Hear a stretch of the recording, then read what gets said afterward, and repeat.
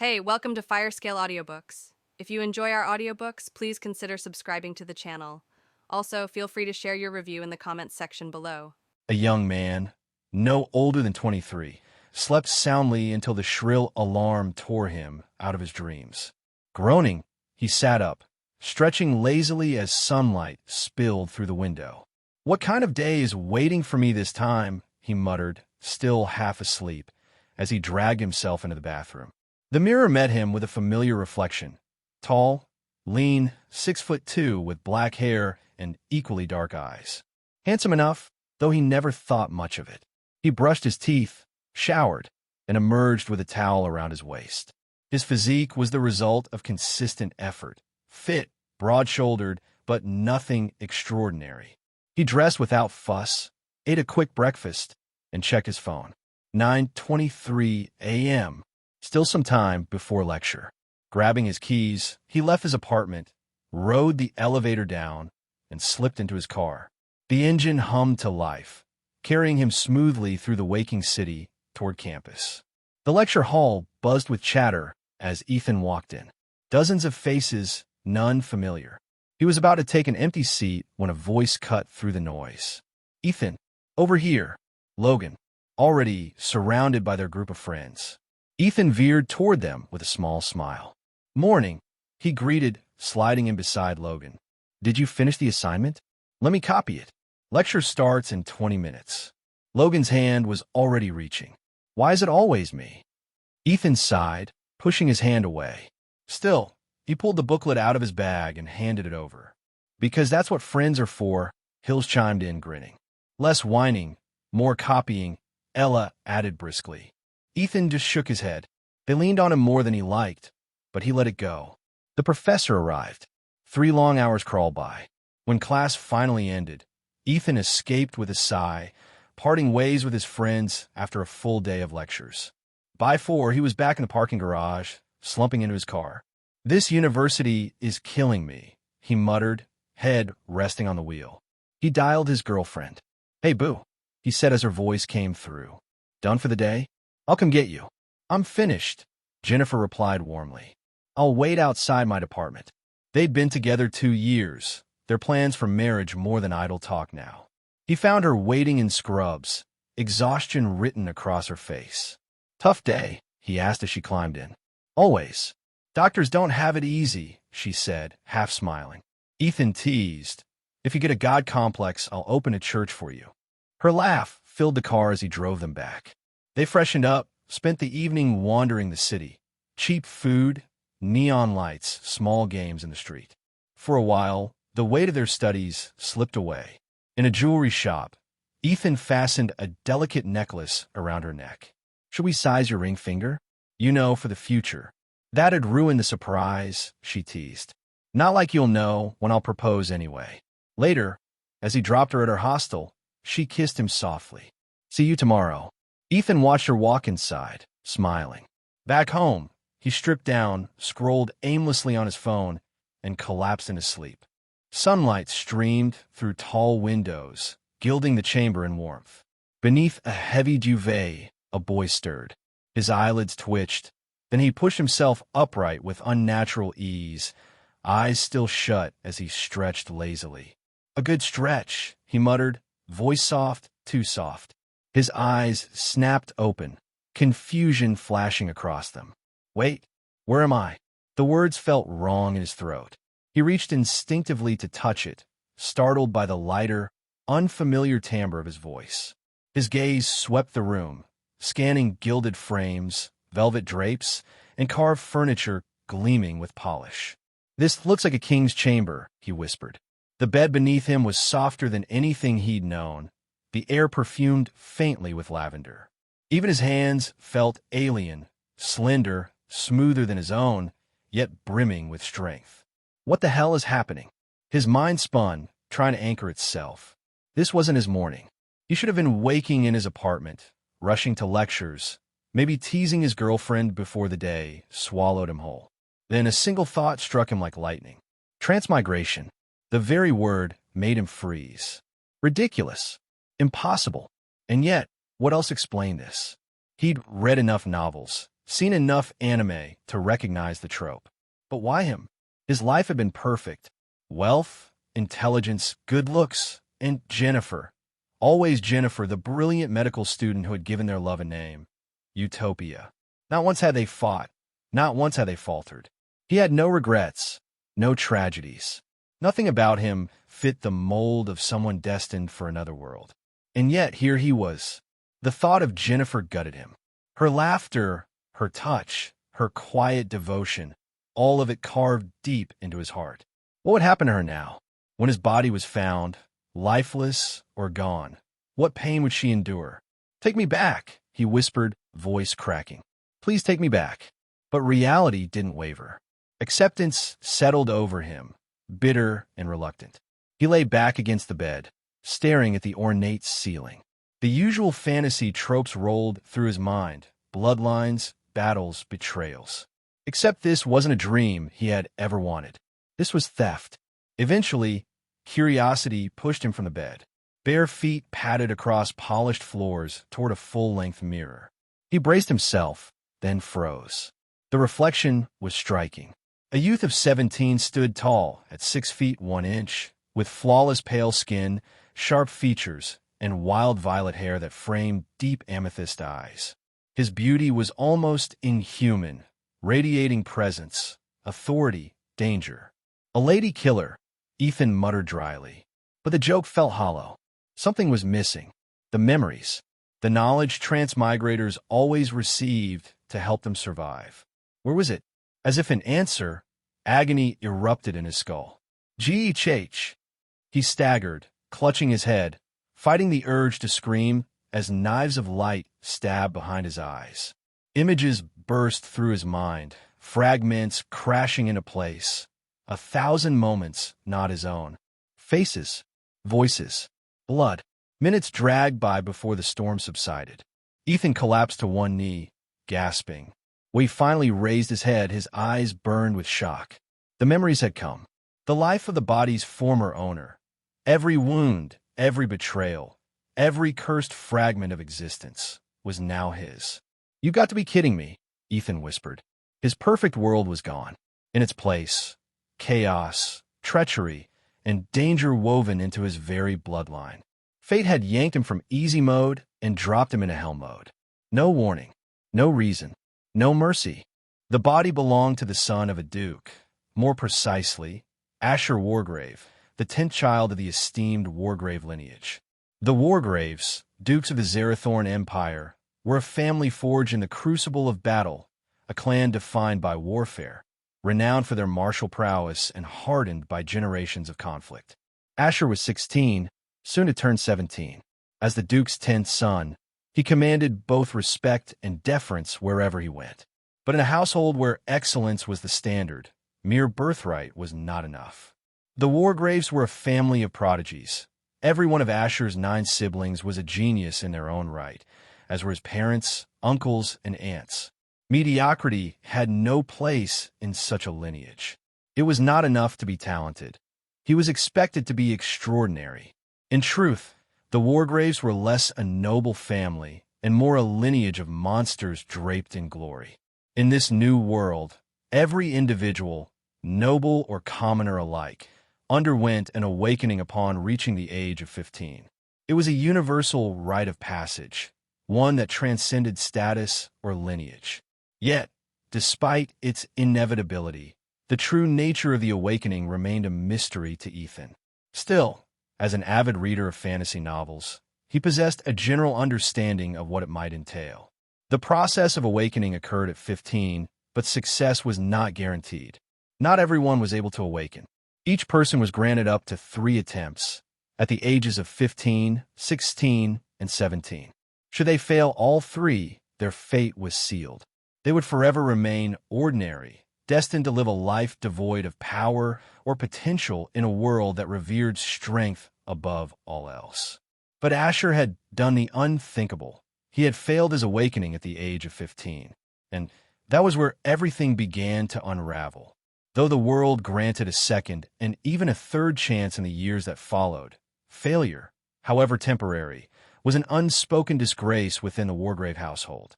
In a family where strength was not merely expected but demanded, such weakness was intolerable. This was not just any noble house.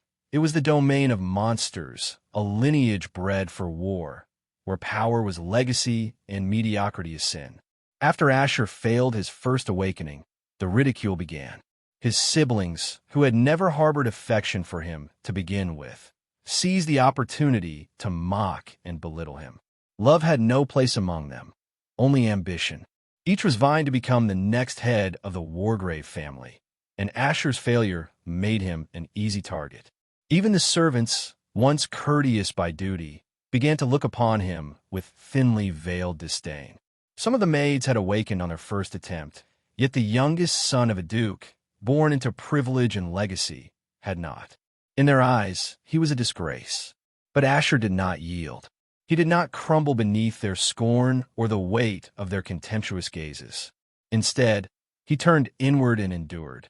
He pushed his body beyond its limits, embraced the pain, and welcomed the silence. Day after day, he followed a merciless routine. Wake, eat, train, sleep, then repeat. No distractions, no excuses, just sheer discipline. When Asher turned 16, his second chance at awakening arrived. Every gaze was fixed on him, watchful, expectant, unforgiving. Could he redeem himself?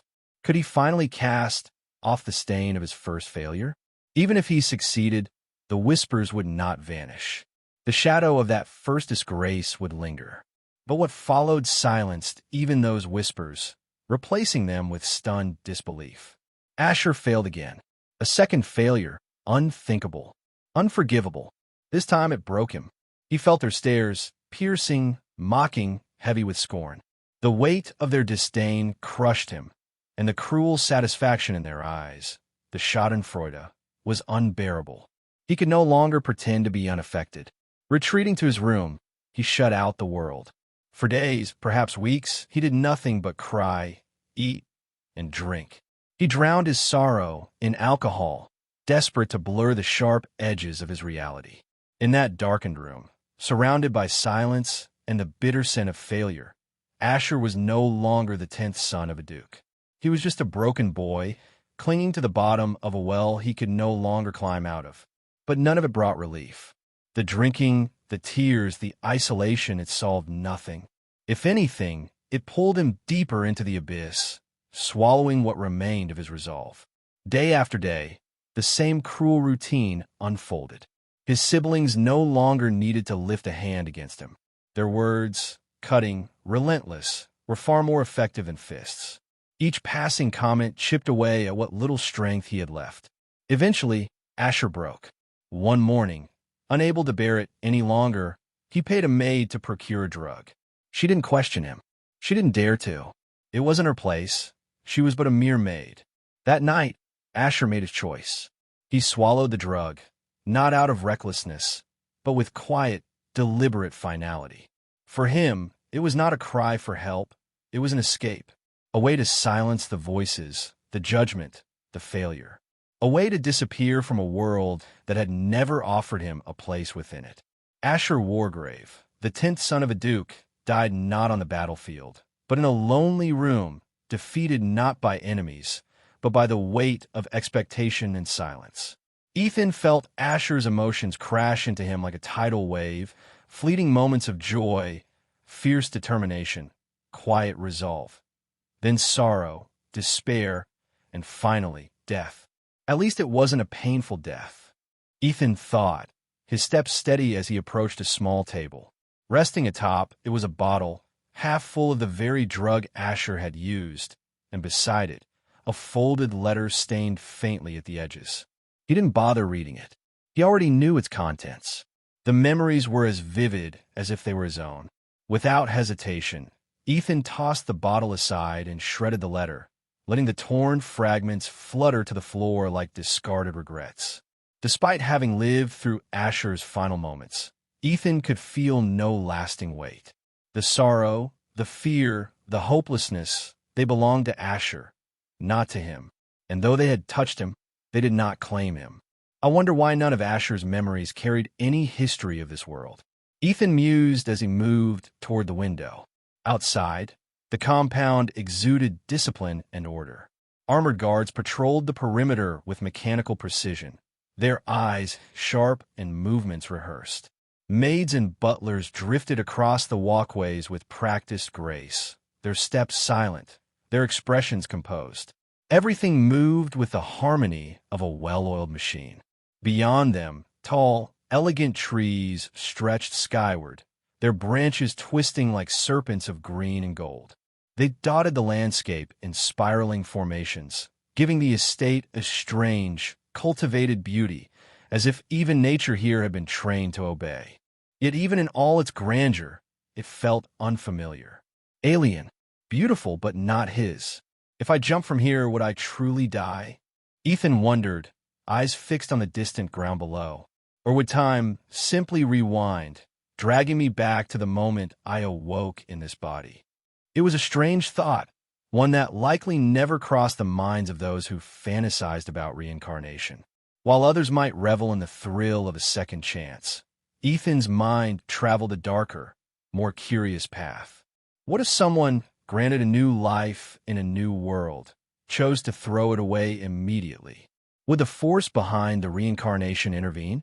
Would it stop them, desperate to protect whatever plan or design it had for them? Or would it let them die? Just like that. No resistance. No purpose. Just an end. The question gnawed at him. He felt no attachment to this life. Not yet. The emotions he had inherited from Asher had already faded into the background like a story read too many times. But somewhere in the back of his mind, the real question lingered. Would it end? Would I go back to Jennifer? Would I wake up once more in Asher's bed, as if nothing had happened? The temptation to test the theory was real, dangerous, but real. Not born of despair, but of curiosity. The kind that could kill a man just as swiftly as any sword. Isn't this the part where I'm supposed to hear that ding, system activation sound, right after I get my memories? Ethan muttered under his breath, more to himself than anyone else. He furrowed his brow, sinking deeper into thought. Don't tell me I'm about to be the only transmigrator without a system. He paused, weighing the possibilities. Well, in some stories the systems only activate during the awakening. Guess I'll just have to wait for mine. With a resigned sigh, Ethan stepped away from the window, brushing off the nagging unease. I've been awake for over 30 minutes. Why hasn't a maid come by to check on me? Or at least to just greet me? He wondered silently. Before the question could linger much longer, a gentle knock echoed from the door. As if answering his unspoken curiosity, Ethan's gaze snapped toward the door at the sound of the knock. After a brief pause, he called out calmly, "Come in." The door opened with a soft creak, revealing a woman dressed in a maid's uniform. She appeared to be in her 40s, her movements measured and graceful. With a quiet step, she entered, gently closing the door behind her before lowering herself into a polite bow. "Good morning, young master," she greeted, her voice calm and measured, yet she deliberately avoided meeting Ethan's eyes. Ethan studied her quietly for a moment. He recognized her from the memories, the personal made a sign by the Duke himself. Her name was Lyra. Whenever the current head of the Wargrave family welcomed a new heir, it was customary to assign a personal maid or butler to the child.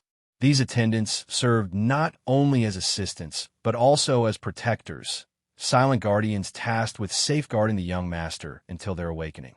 The true strength of these maids and butlers remained a mystery to outsiders.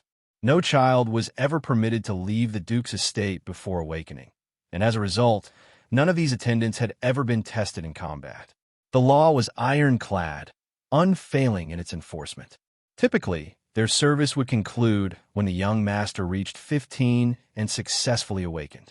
However, since Asher had failed the awakening twice, Lyra's duty extended indefinitely, binding her to serve him until he finally succeeded. "Good morning, Lyra." Ethan greeted with a neutral tone, offering a slight nod of acknowledgement. Lyra said nothing in response. She stepped forward, reaching to begin removing his clothes. Ethan's face immediately tightened into a frown. "Don't worry, I'll be taking my own baths from now on," he said firmly, halting her mid-motion. For a few moments, Lyra stared at him, her eyes filled with quiet confusion. Ethan understood why. She had cared for Asher since his birth, bathing him, dressing him, never missing a single day. But Ethan wasn't Asher. He couldn't let an elderly woman, nor anyone, for that matter, handle something so personal. It simply felt wrong and weird. "As you command, young master," Lyra replied softly, stepping back with a respectful bow. Ethan rose from the bed and made his way to the bathroom, guided by his memories. Though this world isn't technologically advanced, I'm glad I can still enjoy a proper bath, he thought. After some time, he emerged feeling refreshed. Lyra was waiting patiently, holding a fresh set of clothes in her hands. Without a word or a touch, Ethan took the garments and dressed himself, determined to maintain his newfound independence. "Is my father in the estate?" Ethan asked, glancing at his reflection in the mirror. "The Primarch is present within the estate, young master," Lyra replied promptly. Ethan gave a slight nod in acknowledgement. "And which alcohol would you prefer today, young master?" Lyra inquired with quiet politeness. Ethan's thoughts stalled at her question. He knew from Asher's memories that after failing the second awakening, drinking had become a daily ritual, a desperate attempt to numb the growing despair. How hadn't this guy's physique deteriorated after all the alcohol he'd consumed? Ethan wondered, unable to comprehend how Asher's body still appeared stronger and more resilient than his own, even after an entire year of drinking and neglecting any real effort. Truly a family of monsters, he thought, shaking his head in quiet disbelief. "My 17th birthday is just a few days away. That means my third and final awakening is coming. I'll be making some changes before then. Don't bring me anything like alcohol anymore," Ethan said calmly, his voice steady.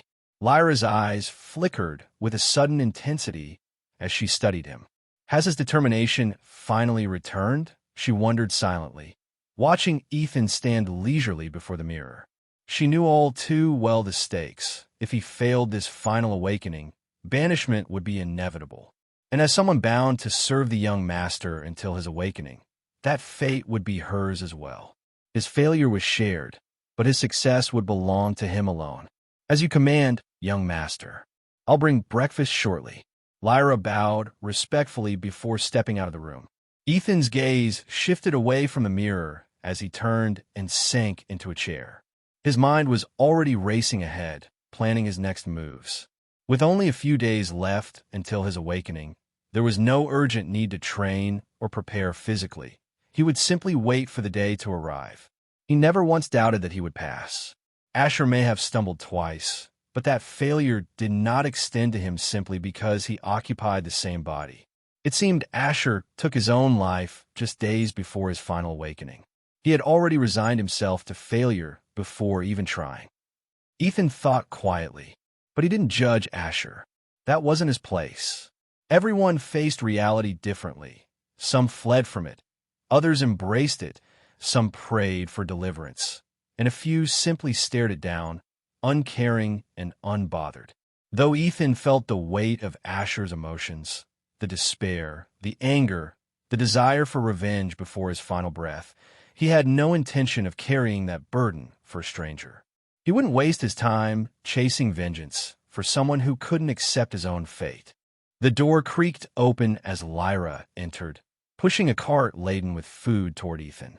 With swift, practiced motions, she arranged the dishes neatly on the table before him.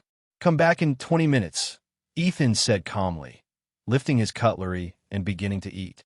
"I should start with the library," he thought between bites.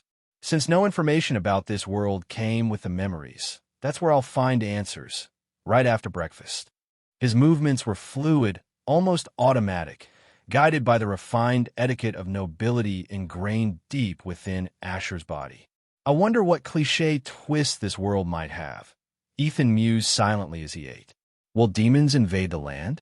Or perhaps dungeons will appear everywhere. Maybe there's a towering spire so tall it nearly pierces the heavens, with 100 floors of deadly trials. Time slipped by unnoticed, and before he knew it, the 20 minutes had passed in an instant. Ethan dabbed his mouth with the table napkin provided, signaling he had finished his meal. The door creaked open behind him, and Lyra entered precisely 20 minutes later. With practiced grace, she cleared the table, gathering the empty dishes and neatly placing them onto the cart. Just as she prepared to wheel the cart back to the kitchen, Ethan's voice halted her. "Have another maid take care of that. You and I are going to the family library," he said, rising smoothly from his chair. "As you command, young master," Lyra replied, releasing the cart. She moved to the door, opened it with quiet precision, and Ethan strode through without a moment's pause. Ethan's eyes swept across the grand hall as he walked, attempting to maintain a composed expression, but he failed. A subtle glimmer danced in his gaze, his eyes shining like distant stars. The walls radiated with brilliance and color, as though someone polished them every moment of the day. Elegant light fixtures clung to the walls, their golden sheen giving the illusion of being gilded in actual gold. Some sections of the walls were made entirely of crystal-clear glass, while the floor was blanketed in a rich, red carpet that whispered of luxury with every step. Though Ethan had known wealth in his past life, what he now witnessed transcended affluence. This was opulence in its purest form. Lyra, walking a few steps behind, failed to notice the subtle shifts in Ethan's expression. Had she seen his face in that moment, she might have mistaken him for a man intoxicated by the sheer scent of wealth. In his early past life, Ethan had known only scarcity. Raised in an orphanage where even water was rationed, he had come to revere money, not merely as a luxury, but as a symbol of freedom and power. In his former world, wealth dictated influence. The richer one was, the stronger they stood. Although I'd love to explore every corner of this place, the library must take priority, Ethan mused inwardly. Ethan's gaze briefly settled on a maid approaching from ahead. At once, his features shifted into a mask of indifference. All children of the pre-march were known for their stoic, unreadable expressions, a trait Ethan had quickly observed from Asher's memory. Though he had no intention of permanently adopting their cold demeanor, now was not the time to stand out. Until he fully understood his current situation and status, playing along was the safest path. "Good morning, 10th son," the maid greeted, bowing respectfully. Ethan offered no reply. He walked past her without so much as a glance, perfectly imitating the aloofness expected of Asher. This was how Asher carried himself, detached, distant. For now, Ethan had no choice but to follow suit, lest he reveal his true nature too soon. According to Asher's memories, the male heirs are referred to as sons, while the females bear the title of moons. This world is fortunate feminism hasn't taken root. If it had, the backlash online would have been explosive, Ethan mused. "Young master, may I ask why we are heading to the library?" Lyra inquired, maintaining her respectful distance, 2 steps behind Ethan. Not too close to be intrusive, yet near enough to respond instantly if needed. In the Wargrave household, it was considered taboo for maids or butlers to question a young heir about anything outside their assigned duties. However, those personally appointed at the birth of a son or moon, the Primarch's children, were granted a rare exception. These select few served not only as attendants, but almost as a secondary parental figures and duties, their standing determined by the strength of their bond and the class of service they maintained with their charge. Lyra was one such attendant. "As you know, my final chance at awakening is only a few days away," Ethan said, his tone calm and measured. "I'm sure you've heard the rumors. Should I fail again, I'll be cast out from the family." He neither turned nor slowed his pace as he continued down the corridor. "I'm simply going to the library to find the most suitable place to live should that outcome come to pass," he added, weaving the lie effortlessly into his words. He couldn't exactly tell Lyra the truth, that he was heading to the library to study the world's lore and gather information. That would only raise questions. Besides, if the countless novels he had read were anything to go by, exile was never as simple as it sounded. Ethan knew the moment he was declared banished, he wouldn't live to see the following day, maybe not even the next hour. Even with Lyra by his side, he understood all too well they would send at least 2 individuals stronger than her to stall or neutralize her, just in case she decided to intervene. The other sons and moons wouldn't hesitate. The moment he stepped beyond the family gates, an accident would be waiting. Assassination was inevitable. Exile was simply a prettier word for execution. Lyra's heart quickened, a silent tremor pulsing through her chest. Words caught in her throat, unsaid, uncertain. She had clothed him, fed him, bathed him since the day he was born. He was more than just her charge. He was a part of her world, etched in her every routine and memory. But now, she could only walk in silence. There was nothing she could say that wouldn't feel hollow, nothing that could ease the weight of his words. So she said nothing and simply prayed. Prayed that, this time, he would awaken, unaware of Lyra's inner turmoil.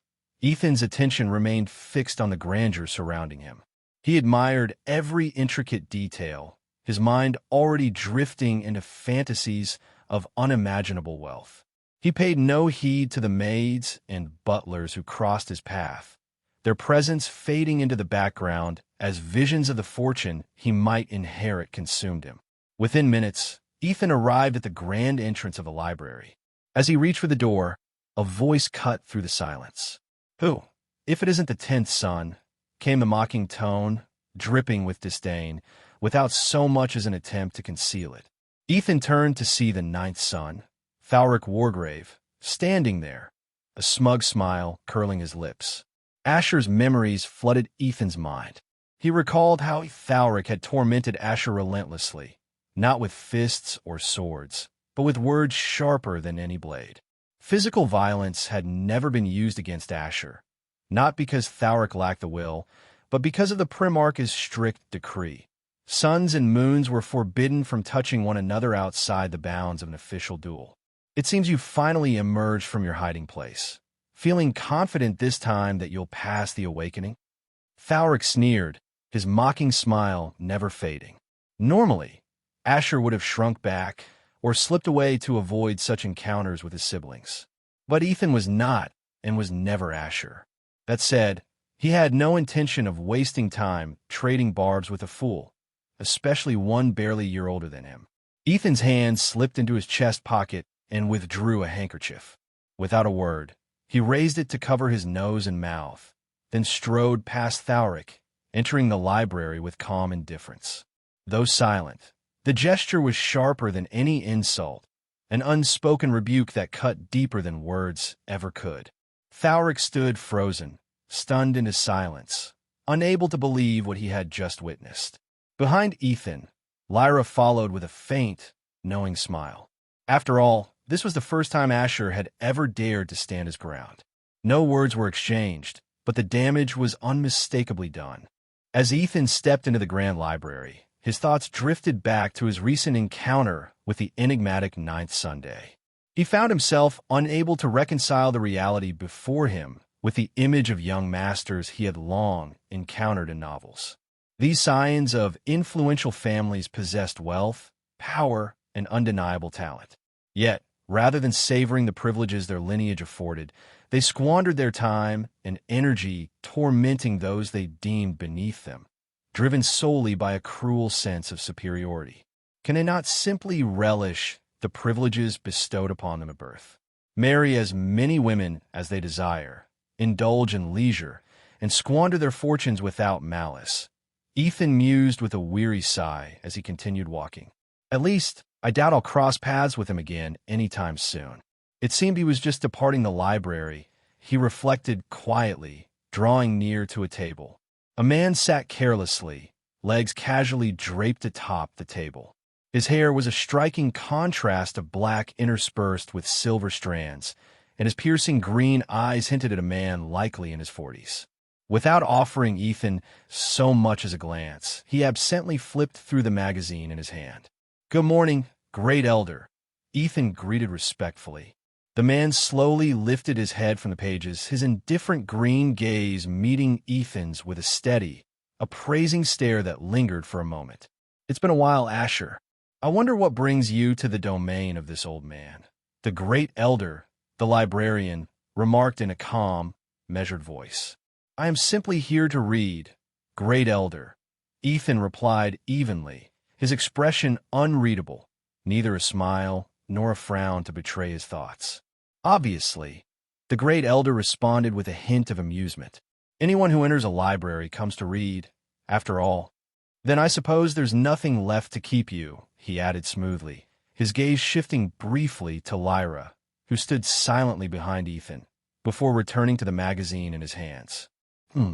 There's something different about him, the great elder mused, observing Ethan from the corner of his eye. Unaware of the scrutiny, Ethan moved deliberately through the library's aisles. Even if he had sensed the gaze upon him, it would not have altered his purpose that brought him here today. You may wait here or explore if you wish. I'll return in a few hours, Ethan said without turning. At his words, Lyra halted mid-step and nodded silently.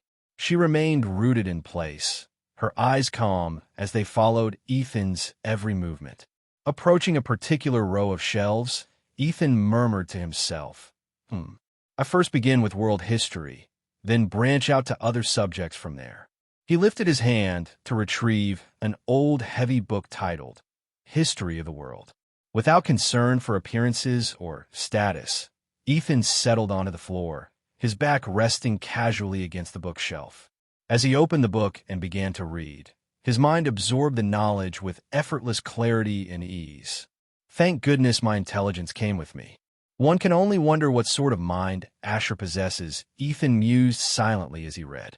It was precisely his intellect that allowed him to maintain a flawless 5.0 CGPA with apparent ease, all the while finding time to study and read medical textbooks to assist Jennifer with her own exams. From memory, Ethan had never seen Asher engrossed in a book. His years, from childhood at 5 to 16, had been consumed entirely by continuous physical training. 11 years of ceaseless exertion, enough for any observer to dismiss him as all muscle and no brain. Ethan effortlessly flipped through the thick book, its hundreds of pages seeming weightless in his hands. Within minutes, he had absorbed its contents. A faint frown crept across his face as he closed the book, his mind meticulously processing everything he had just read. The world into which he had transmigrated was called Crimora. At first glance, it appeared an ordinary realm, its inhabitants going about their daily lives untouched by supernatural forces or extraordinary powers, much like his previous world. But, unlike his former home, Crimora lacked technological advancement. Crimora was a world without nobles, kings, emperors, empires, kingdoms, or divisions. There were no gods to rule over it. Instead, it existed as a singular, unified entity, an apparent idol of harmony and order. Though crime persisted daily, offenders were swiftly apprehended and punished in accordance with the gravity of their offenses by the authorities entrusted with maintaining justice.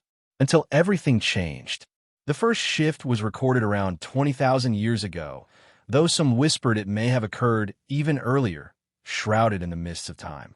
A fragment of a star plummeted from the sky, striking Crimora's ground with a cataclysmic impact. Upon contact, a pulse of energy radiated outward in a perfect ring, encircling the entire planet.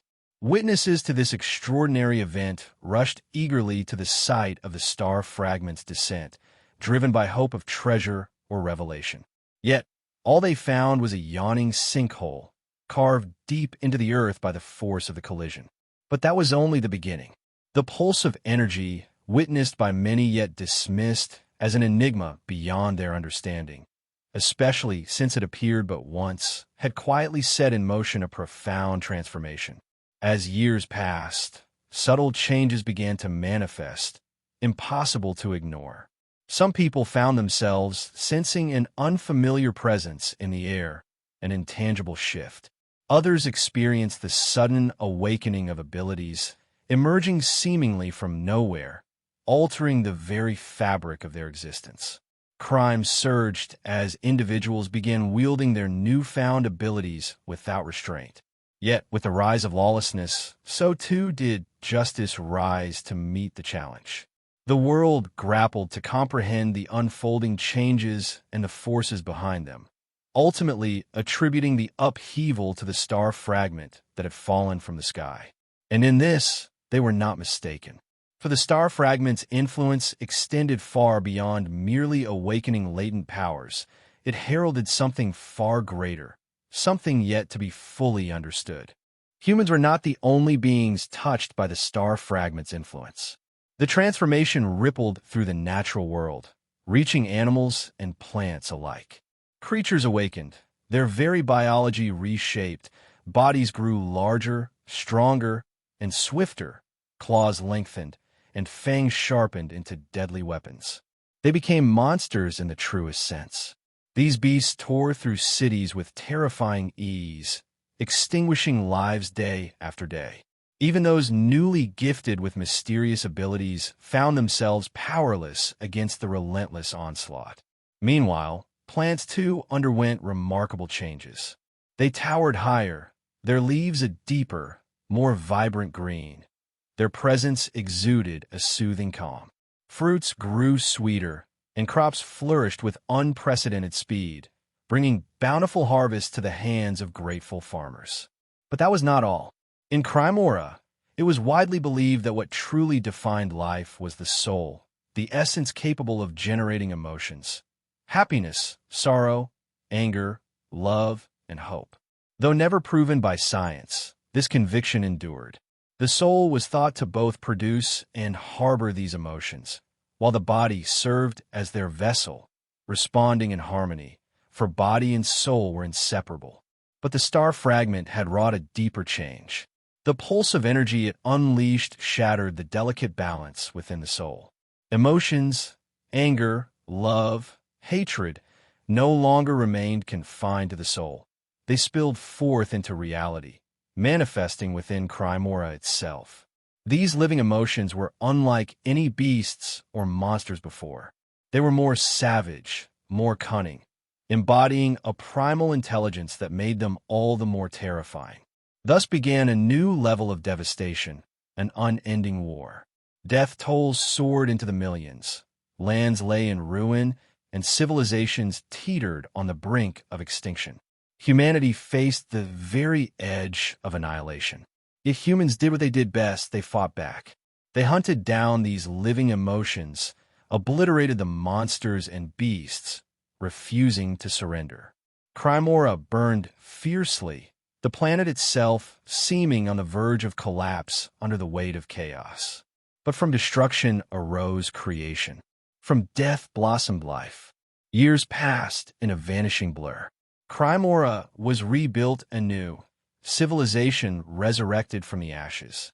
Individuals gifted with abilities and powers became commonplace. Walls were erected, divisions formed, empires rose, and emperors ascended to rule. Nobles emerged, claiming their place in the new world. Yet the war did not cease. The monsters born from normal animals endured, and the living emotions, those living manifestations of the soul, still roamed, haunting the land. In time, names were bestowed upon these phenomena. The emotions given life came to be known as the Emovira, while the energy harnessed by people for their abilities was called Astra, a tribute to its celestial origin. For mighty empires now span the world, each commanding its own territories and wielding distinct power. In the hierarchy of authority, the emperor reigned supreme, followed by the dukes, then the marquis, the counts, the viscounts, and finally, the barons. These four empires bore the names Zerathorn, Thalvern, Velkarin, and Vandross, ruling the west, north, south, and east respectively. I'm screwed, aren't I? Ethan thought, his mind reeling as he absorbed the weight of history. The star fragment, the evolution of all life, emotions given form, death, carnage, humanity teetering on the brink of annihilation. A wave of helplessness washed over him, and for a moment, Ethan felt the sting of tears. His former life had been so simple, so perfect, too perfect for the grim reality unfolding in these pages. Is the entity that reincarnated me punishing me for the ease of my past life? Ethan mused with a self-deprecating smile. A fleeting urge to pray washed over him, perhaps to fail his awakening and avoid stepping into this endless cycle of conflict. But deep down, he knew the truth.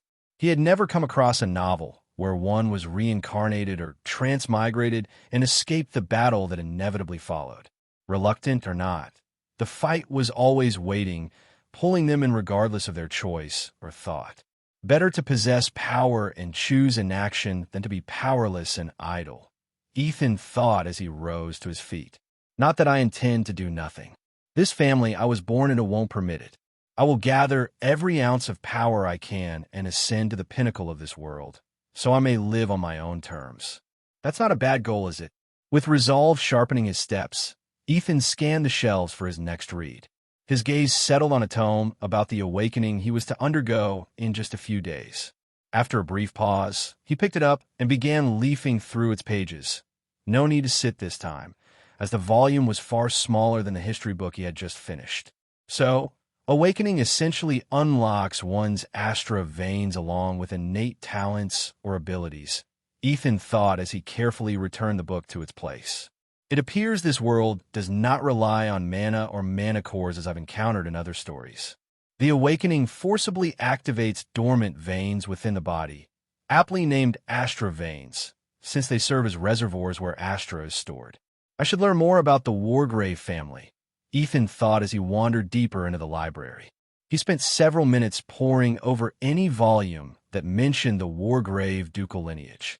Unconsciously, a whistle escaped him, a sound born of genuine admiration. The Wargraves were renowned for their brutal approach to things. Fight first, think later. Wherever the Emovira lurked, they were never far behind. Be a monster's lair or a battlefield soaked in blood, the Wargraves thrived on conflict, living and dying by the flames of battle. The Wargrave family was one of the prestigious bloodline families within the Zerathorn Empire. Upon awakening, every individual bearing the Wargrave bloodline summons a weapon unique to their very soul, a soul weapon. Unlike ordinary arms, these weapons need not be carried constantly. After use, they seamlessly return to the wielder's spirit. Bound intrinsically to their owner's existence, these weapons cannot be stolen or sealed and are utterly indestructible. When a Wargrave falls in battle, their soul weapon perishes alongside them. The awakening of such a weapon signified exceptional innate talent with that particular form of combat. But that was not all. Beyond awakening a soul-bound weapon, each Wargrave also awakened a singular elemental affinity, an element intrinsically linked to their weapon. Lastly, there was their physique. While not as unique or extraordinary as their weapons or elemental powers, the Wargraves possessed naturally superior bodies. Their strength and speed surpassed nearly all within their ranks, complemented by staggering stamina and resilience that set them apart on the battlefield. So this is why Asher never trained with any weapon. There's no way to know beforehand which weapon one would awaken. So everyone simply focuses on honing their physique first, only beginning weapon training after their awakening. Ethan, though, he had always found it odd that Asher had spent 11 years solely building muscle and endurance without ever touching a blade. No wonder that even after a year wasted drowning in alcohol, his body remains ridiculously fit. Truly a broken family, Ethan thought with a sigh. A weapon, an element, a physique. The Wargraves possessed it all. Ethan exhaled softly as he slid a thick book onto the shelf. His fate was clear now, unforgiving and absolute. Kill or be killed. In this world, in this family, there was no middle ground. Shaking his head with quiet resignation, he resumed his slow walk through the aisles, eyes drifting over the spines of countless books. Despite his keen intellect, he had never held much affection for books. He had no intention of returning to the library after today. After the awakening, people became capable of drawing astra from the air into their astra veins. It's essentially cultivation, Ethan mused, snapping another book shut with a hint of frustration. Yet, there are no cultivation manuals to be found. Everyone draws astra at their own pace, some faster, some more efficiently, but there's no standardized path, no structured techniques, no classifications like mage or healer either. Abilities manifest randomly during the awakening, he reflected, his footsteps echoing softly as he continued down the aisle. Everyone in this world is naturally fit. Astra passively enhances the body from birth, strength, speed, stamina, durability, all elevated by default. The Astra veins act as conduits, constantly reinforcing the body. It's as if everyone here is born a Superman. Ethan mused as he walked. Hours slipped by unnoticed, until Ethan finally came to a stop. His gaze settled on Lyra, standing a short distance away, her presence quiet but unmistakable. "It seems you didn't even bother trying to read anything. You just followed me," Ethan said, shaking his head with a sigh. "I've been alive a long time, young master," Lyra replied evenly, stepping forward until she stood precisely 2 paces behind him. "Long enough to have read more books than I care to count." "Right," Ethan mused as he resumed walking. "The stronger someone is, the longer they tend to live.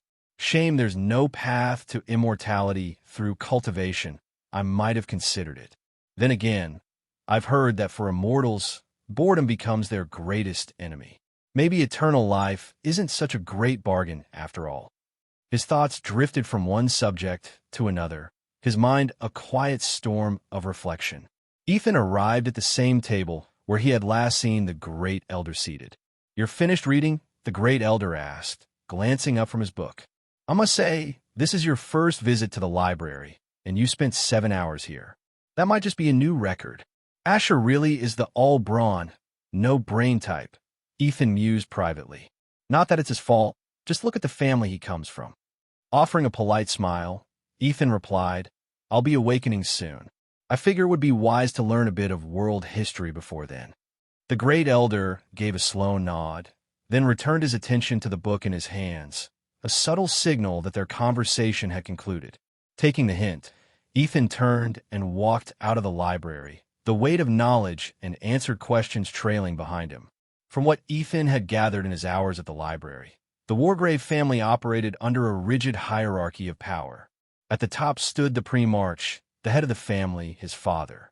Below him were the elders, comprised of the Primarch's siblings, making them Ethan's uncles and aunts. Above them were the Great Elders, the biological uncles and aunts of both the Primarch and the elders, Ethan's granduncles and grandaunts. In the Wargrave family, only the Primarch was permitted to bear an heir.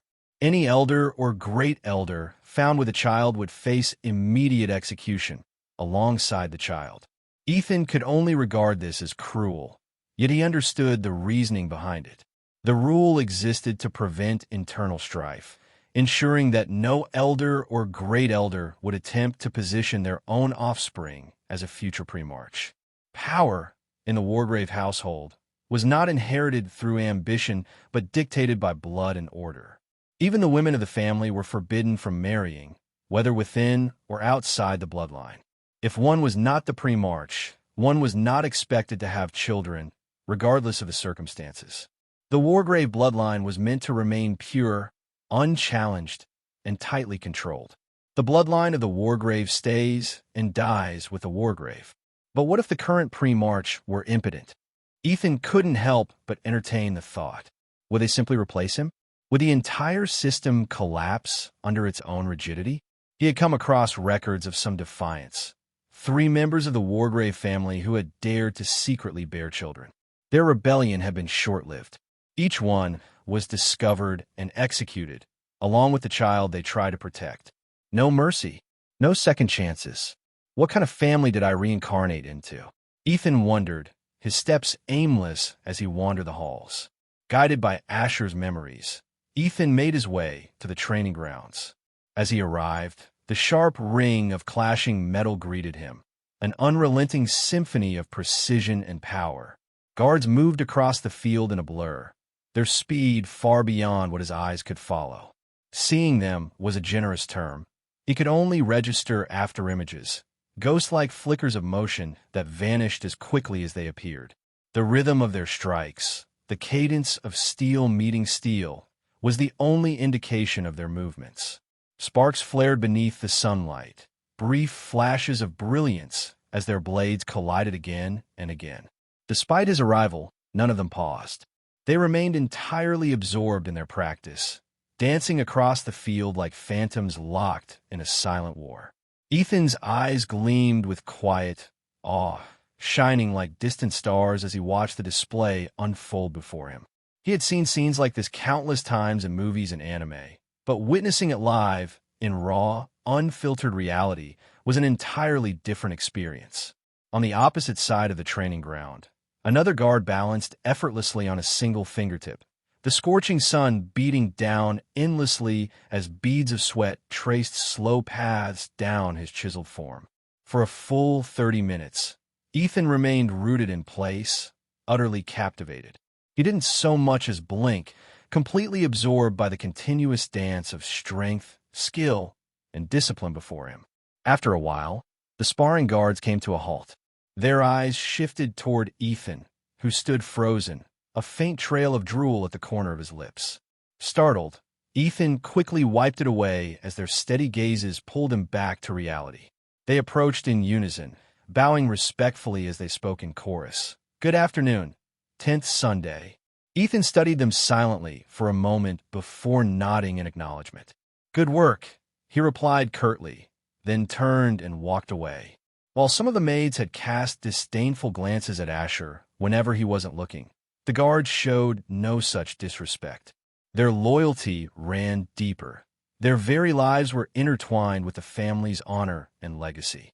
Ethan circled the building several times, deliberately avoiding the other sons and moons of the Wargrave family.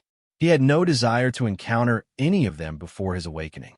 As the sun dipped below the horizon, casting long shadows across the grounds, Ethan finally returned to his room, done for the day. Lyra wasted no time. She arrived shortly after, carrying dinner.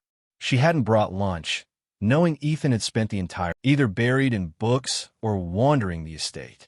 It was already 9 o'clock in the evening. Ethan sat on the edge of his bed, eyes fixed on the window where the moon hung low, its pale light casting a gentle glow across the room. "Though I've come to accept this new life, if I fall asleep tonight and never wake in my old world, then I will fully embrace Asher. From this moment on, I will become him," he thought quietly. With that resolve, Ethan finally lay back and pulled the feather-soft, white duvet over himself, surrendering to the soothing embrace of sleep. 4 days had passed since Ethan's transmigration into this new world. In that brief span of time, he had come to terms with his reality. He had embraced this world, his world. He had accepted this family as his own. He had accepted Asher, for he was now Asher. He had embraced it all. Yet, at his core, he remained unchanged. The world might have shifted around him, but it would not reshape who he truly was. Over the past few days, Asher had largely confined himself to his room, limiting his interactions with the outside world and only emerging when absolutely necessary. During that time, he had grown somewhat closer to Lyra. Yet, despite their increased familiarity, the dynamic between them remained unchanged, a clear line drawn between master and servant, nothing less and nothing more. Within those 4 days, whispers had already begun to circulate, rumors that Asher had finally emerged after an entire year of self-imposed isolation. A year spent locked away, refusing to face reality. A year spent running from the world. Now, talk spread not only of his return, but of his newfound presence in the library, and the subtle yet undeniable shift in his demeanor. And, of course, the 9th son, Thalric, did not let the opportunity slip by. Seizing the moment, he began spreading malicious rumors that Asher had been harassing the maids, and that his visits to the library were merely a ploy to browse martial arts techniques he intended to sell in preparation for his inevitable banishment. Lyra was not spared from the swirling rumors. Her name passed from mouth to mouth, entangled in Asher's fate. If punishment awaited him, she would not escape it. Bound to him by duty and oath, she was destined to follow him, through disgrace, through exile, until the moment of his awakening. To live beside him, to fall with him. Such was her path. A woman of formidable power, reduced to a shadow of status by the weight of her loyalty. Yet Asher and Lyra remained unfazed, unmoved by the rumors. They carried on in silence. From dawn until dusk, Lyra stood guard outside Ethan's door by Asher's command. A precaution born not of paranoia, but of realism. Asher understood all too well. In most worlds, power dictated truth. In a place governed by survival of the fittest, the one with the biggest fist was always right. From the books he had read in the library, he knew the Wargraves were bound by strict codes. They were forbidden from killing or even striking one another, regardless of the depth of their hatred or personal grudges. Disputes were settled only through formal duels or an ancient family tradition known as death by duel, where combatants fought until only one remained standing. But the Wargraves' strict prohibition against physical violence outside of formal duels did not guarantee safety. It did not mean that no one would attempt to strike or assassinate him in secret. After all, there was a first time for everything in this life, much like the unprecedented childbirth by a non-primarch.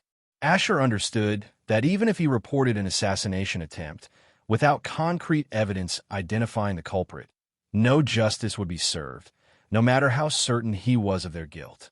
Call it paranoia, if you will, but it was far wiser to have Lyra standing guard outside his door, day in and day out. Asher lay beneath a crimson duvet, his chest rising and falling in a gentle, steady rhythm as he drifted in deep sleep. Sunlight filtered through the window, its warmth tempered by the drawn curtains, casting soft shadows across the room. Minutes later, his violet eyes fluttered open, adjusting to the quiet morning light. He sat up slowly, lingering for a moment as his thoughts clung to the fading remnants of a dream. Jennifer. She had appeared again, vivid and loving, in the fragile landscape of his mind. He couldn't simply erase her from his heart, despite having accepted this world, this new reality. Jennifer was his first love, his first everything. Though he was whole as a man, it was she who made him feel truly complete. He couldn't casually cast her aside just because of his transmigration. Yet, deep down, he knew that, sooner or later, he would have to let go, whether he was ready or not. Sometimes, he found himself wishing that Jennifer had transmigrated alongside him into this world. Yet, just as often, he chastised himself for such selfish thoughts. Unlike him, an orphan, isolated even among the children of the orphanage, Jennifer had a family. A real family. Parents, siblings, cousins, grandparents. He could never wish the burden of transmigration upon her, knowing how it would shatter the bonds that held them together. After all, what family wouldn't swell with pride to have a medical doctor among their ranks? To sever such a bond would be nothing short of selfish. With a heavy sigh, he rose from his bed and approached the curtain. Drawing it aside, he let the golden rays of the sun spill across his flawless face, welcoming the new day. Some things never change, Asher murmured, recalling how, in his past life as Ethan, opening the curtain had always been the very first act upon waking. And here, in this new world, that habit remained unchanged. His gaze drifted to the clock on the wall, noting the time before he turned and made his way toward the bathroom. As he prepared for his bath, his mind raced ahead to the day's impending event, the awakening. The day of the awakening had finally arrived, and with it, Asher's 17th birthday. Yet no one had come to wish him a happy birthday. Not that he expected it, for he barely knew anyone here. He felt no nervousness about the awakening itself. As a transmigrator, he was certain it would come to pass. What unsettled him was the thought of meeting the other members of his family. During a Wargrave's awakening, all family members, the pre-march, the great elders, the suns, and the moons were required to be present. It was a solemn occasion, marking the addition of a new member to their ranks. For Asher's first awakening, attendance had been mandatory, and the entire family had gathered. By the second, fewer had come, as their presence was no longer obligatory. Now, on the eve of his third awakening, Asher was almost certain that very few, if any, would appear. Yet, despite the slim chance, his heart quickened at the mere thought of encountering the elders, or even the pre-march. Nothing will go wrong. I will turn this hell mode world into my easy mode, just like my past life. Ethan spoke to himself, continuing his... After a few moments, Asher emerged from the bathroom, a towel draped casually around his waist. "You may come in, Lyra," he said, loosening the towel as he stood before the mirror clad only in his underwear, quietly admiring his stature. Though he had never committed to a rigorous training regimen, he had grown accustomed to this body, incorporating modest exercises, a handful of push-ups, some squats, and light calisthenics. Not that his physique demanded it, but he resolved to maintain some semblance of discipline through these simple movements. Lyra entered with quiet composure, the door closing softly behind her. She approached Asher and handed him the attire designated for the day. Since this was the day of his awakening and his final opportunity at it, he was expected to present himself impeccably, allowing for nothing less. Accepting the garments, Asher dressed with effortless grace, tailored black trousers, an ash-colored shirt intricately embroidered with subtle patterns in various hues, and polished black shoes completing the ensemble. Asher had insisted to Lyra that he did not wish to appear ostentatious. Yet even in his understated attire, he carried an undeniable air of distinction. Simply the face and physique of a born charmer, he mused with a subtle smile. "Happy 17th birthday, young master," Lyra said softly, the faintest hint of a smile touching her lips. She then lifted her hand, conjuring a small, square box that materialized effortlessly. Gently, she handed it to Asher. A space ring, Asher thought, his eyes briefly flickering to the ring adorning Lyra's index finger. "Who? You've never given me a gift before, Lyra. What makes this birthday any different from the previous 16?" he asked as he accepted the small box and carefully opened it. Inside lay a wristwatch. Having come from a technologically advanced world, Asher had witnessed timepieces of every imaginable design and caliber. Though the watches of this world could not rival those marvels, this one possessed a unique charm all its own. "Thank you, Lyra. I truly appreciate this," he said with a warm smile, fastening the watch onto his wrist without hesitation. Lyra observed silently as Asher fastened the wristwatch with swift ease. "I'm glad it pleases you, young master," she said quietly. Asher nodded, a playful grin tugging at his lips. "You know, with our impending banishment, it's best to save every penny we can." Lyra offered no laughter, her voice steady and resolute. "I'm certain this time you will awaken and prove everyone wrong." Asher shook his head with quiet conviction. "I have nothing to prove to anyone, Lyra." With that, he strode toward the chair where he took his breakfast each morning. "Breakfast will be served shortly, young master," Lyra said calmly before stepping out of the room. 4 days of boredom. No phones, no games, no internet. What do people my age do for amusement? Touch grass, perhaps. Ethan mused silently as he ate the meal Lyra had brought him moments before. Within minutes, he had finished. Rising from his seat, Asher approached the door, but paused just before it. Drawing in a deep breath, he exhaled with measured calm. Today, he was to confront the outside world for the very first time. After a brief moment of quiet resolve, he opened the door and stepped beyond its threshold. Lyra waited just outside, observing his emergence. "Shall we proceed, Lyra?" Asher said, already turning toward the chamber where the awakening would take place. In the Wargrave family, every detail necessary for the awakening was meticulously prepared a day in advance. Spotting a maid along the way, Asher gestured for her to clear his room, noting the plates still left behind. After a short walk, he arrived before a massive black door. 2 guards stood vigilantly at its sides, their weapons resting casually at their waists. Upon seeing Asher, they bowed in unison and greeted, "Good morning, 10th Sunday." Asher paused briefly, returning their salute with a nod. "We wish the 10th Sun success," they intoned simultaneously as the door glided open of its own accord, inviting him inside with a subtle motion. Without hesitation, Asher stepped through, Lyra following closely behind. He walked with a calm, measured gait, his heart maintaining a steady, composed rhythm as he entered the hall. The chamber was vast, dominated at its center by a 1-meter-tall pedestal, above which hovered a white, crystal-like orb, suspended mere centimeters from the surface. Asher's eyes swept across the hall, absorbing his surroundings. Rising tiers of seats encircled the chamber like a colosseum, and scattered among them were figures, each bearing a distinct hair and eye color, yet all sharing an unmistakable aura of menace. Their physiques and attire spoke unequivocally of death. These were the witnesses to Asher's final awakening. The Wargrave family bore no singular trait in hair or eye color. It was their awakening alone that set them apart, rendering each uniquely formidable. 2 great elders, 3 elders, 3 sons, 1 moon. Asher counted silently as his footsteps came to a halt. It appears the pre-march and the rest are absent. His thoughts lingered with a quiet curiosity.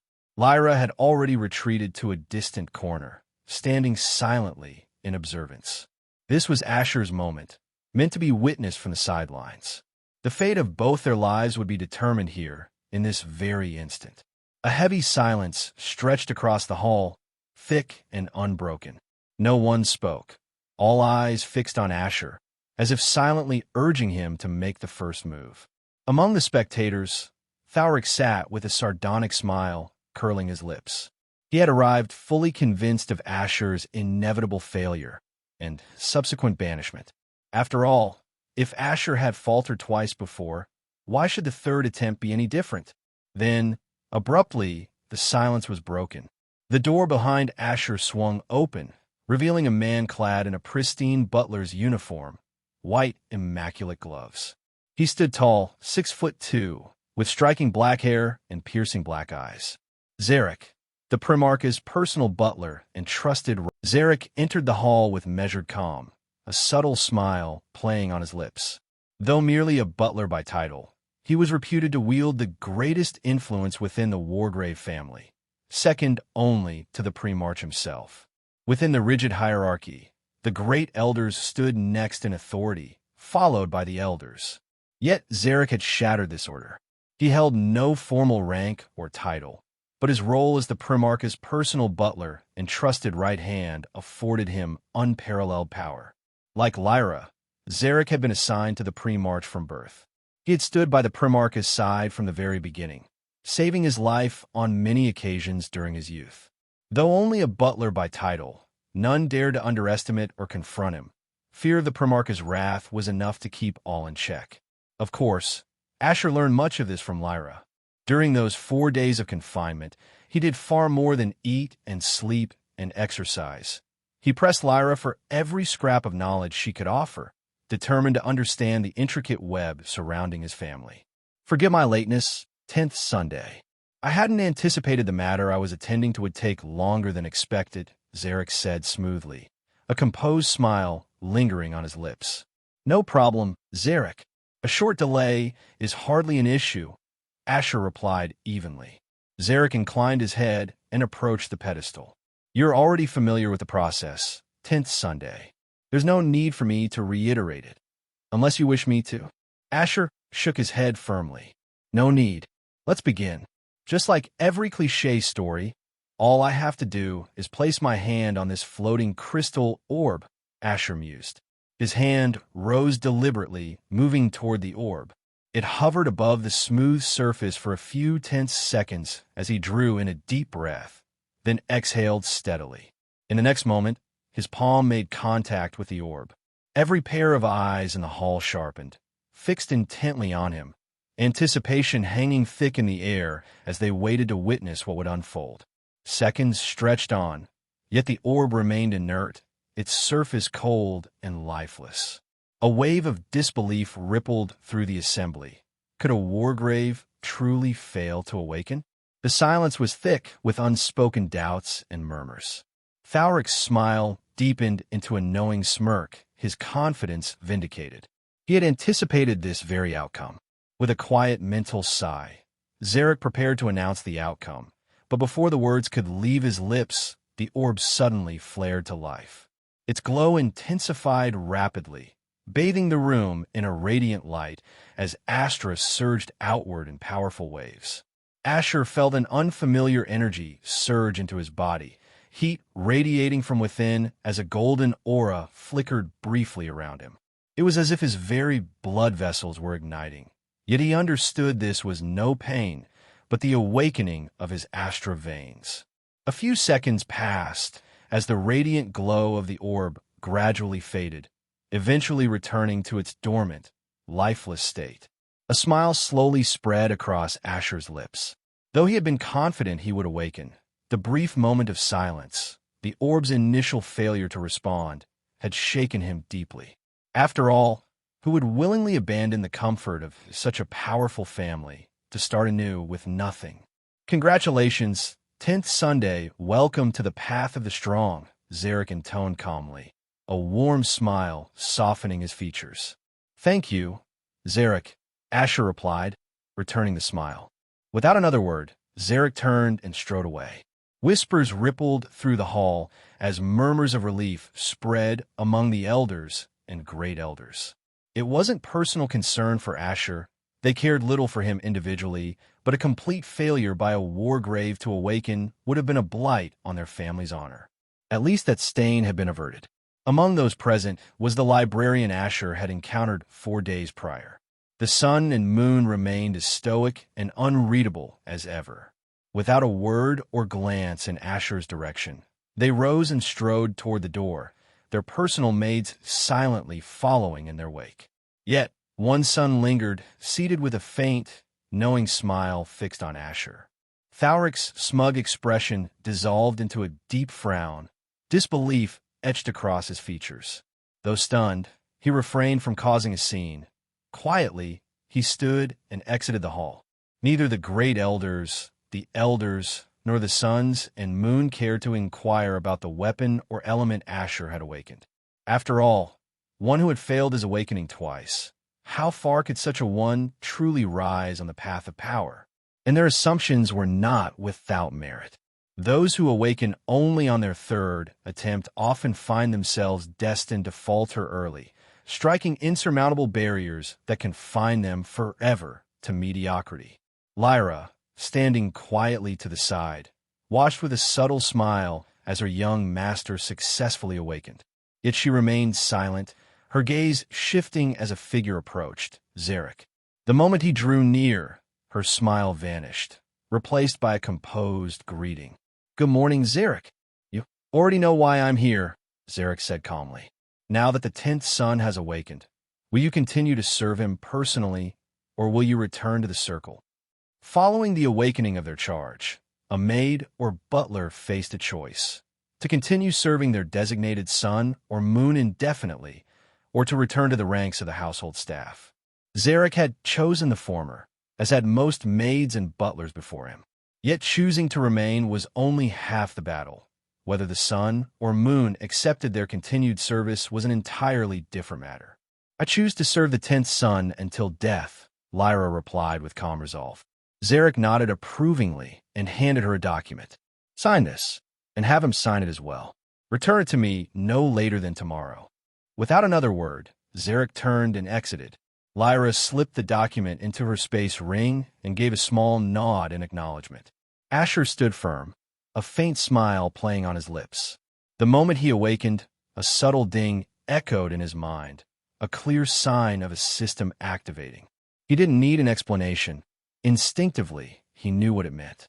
Eager to explore this new interface and to confirm the weapon he had awakened, though he was already certain of his element, feeling its power coursing within him, he prepared to delve into it. The absence of anyone lingering to inquire about his weapon or element barely registered. Before he could engage with the system, footsteps echoed from ahead. Asher lifted his gaze to see who approached. It was the first son, Malric Wargrave. Asher watched with quiet intensity as Malric Wargrave, the first son, advanced with unhurried, deliberate strides.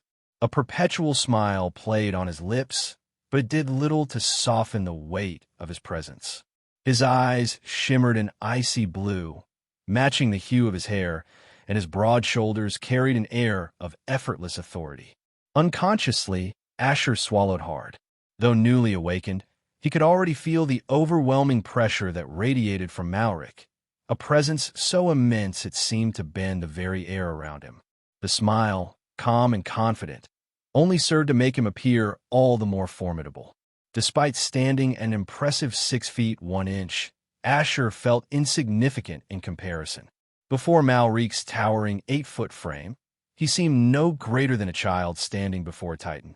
I wonder what the first son of this family is truly like. Is he mad, or merely misunderstood? Asher thought, carefully maintaining a neutral expression. From what he could recall, the original Asher had never actually spoken with Malrik. In fact, their only encounter had been a fleeting moment, when Malrik observed him in silence from a window during training, their eyes meeting just once. Malrik came to a halt before Asher, then slowly lowered himself to Asher's eye level, placing a firm yet gentle hand atop his head. "Congratulations on your awakening, youngest," he said, a rare smile gracing his lips, his eyes reflecting genuine warmth. Asher remained motionless, momentarily stunned by the unexpected gesture. He had anticipated intimidation, not praise, from the man known for his fearsome reputation. After a brief pause, he composed himself, forcing a polite smile. "Thank you, first son," he replied carefully. He had never met Malrik before, and it felt wiser to use the man's title rather than his name. "There's no need for such formality," Malrik said calmly, his smile graceful. "I'm your elder brother, your eldest sibling. Call me Malrik. We shouldn't speak to each other like strangers." Asher gave a small nod in response, though inwardly, disbelief churned within him. The first son, this man feared and revered in equal measure, was being cordial, almost normal. It didn't sit right. Part of him screamed that it was all an elaborate act. Perhaps the first son enjoys these kinds of games, Asher thought warily. Playing with people, twisting their thoughts. He had read about such characters too many times in the pages of novels, those who wore kindness like a mask. And in a world as brutal as this one, kindness was often the most dangerous lie of all. "So what brings you here, Malrik?" Asher asked, adapting with surprising ease to the first son's request for familiarity. "Oh, nothing much," Malrik replied casually, his tone light. "I simply came to witness your awakening." As the two began to walk side by side, leaving the awakening hall behind, a quiet rhythm settled between them.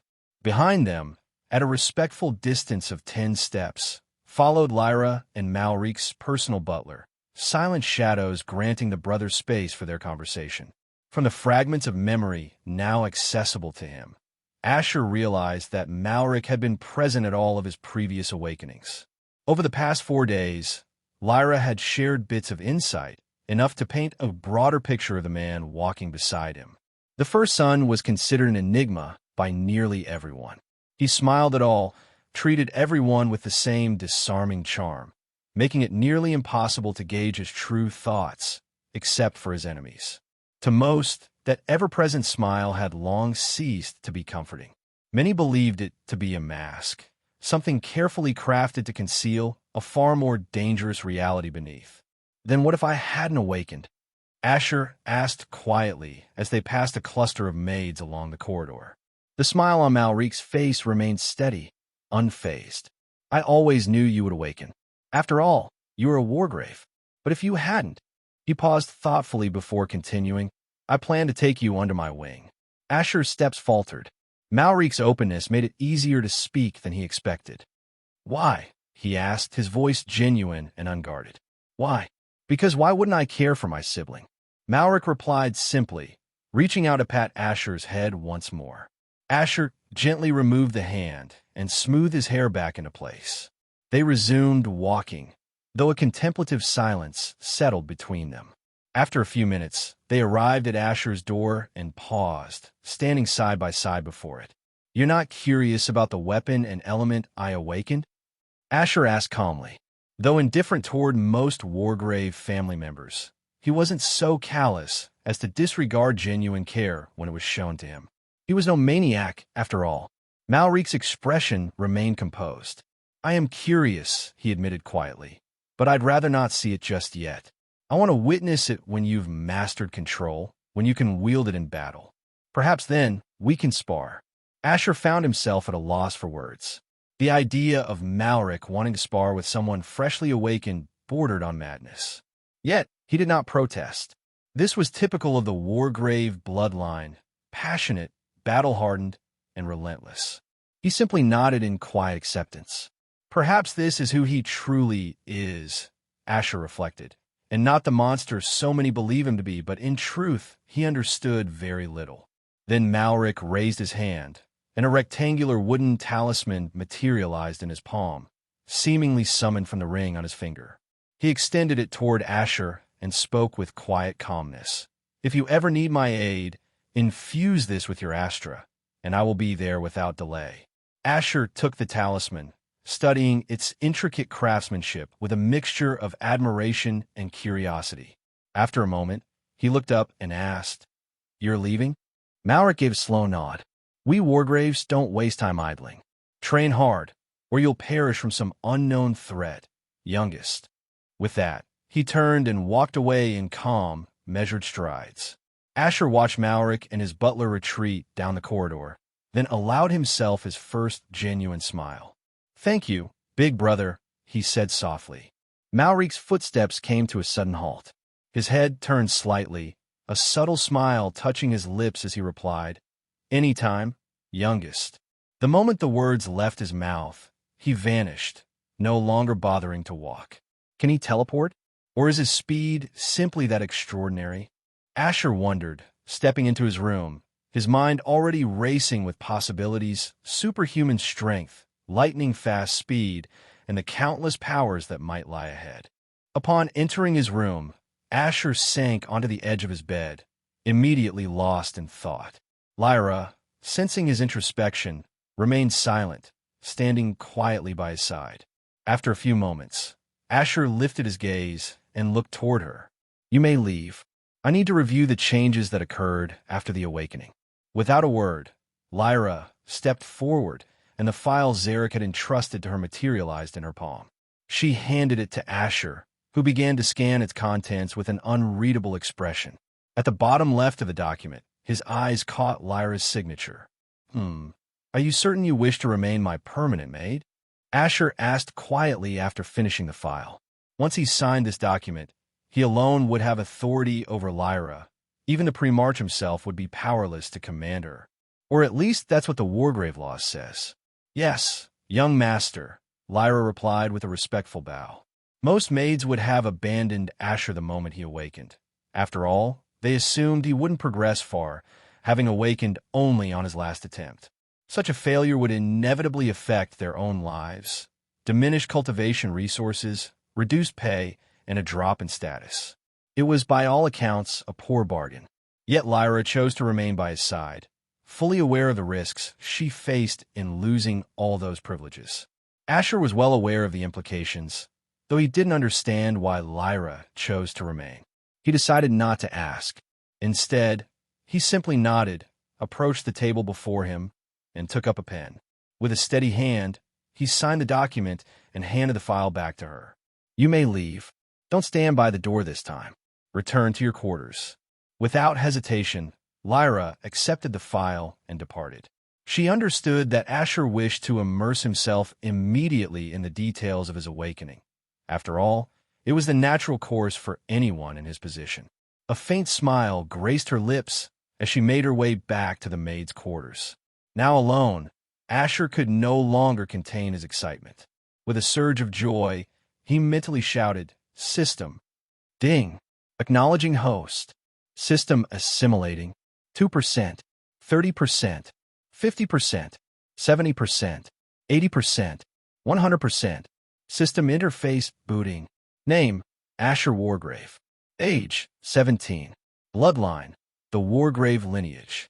Titles, youngest heir, 10th son, disgrace of the Wargrave. Life rank, faint star.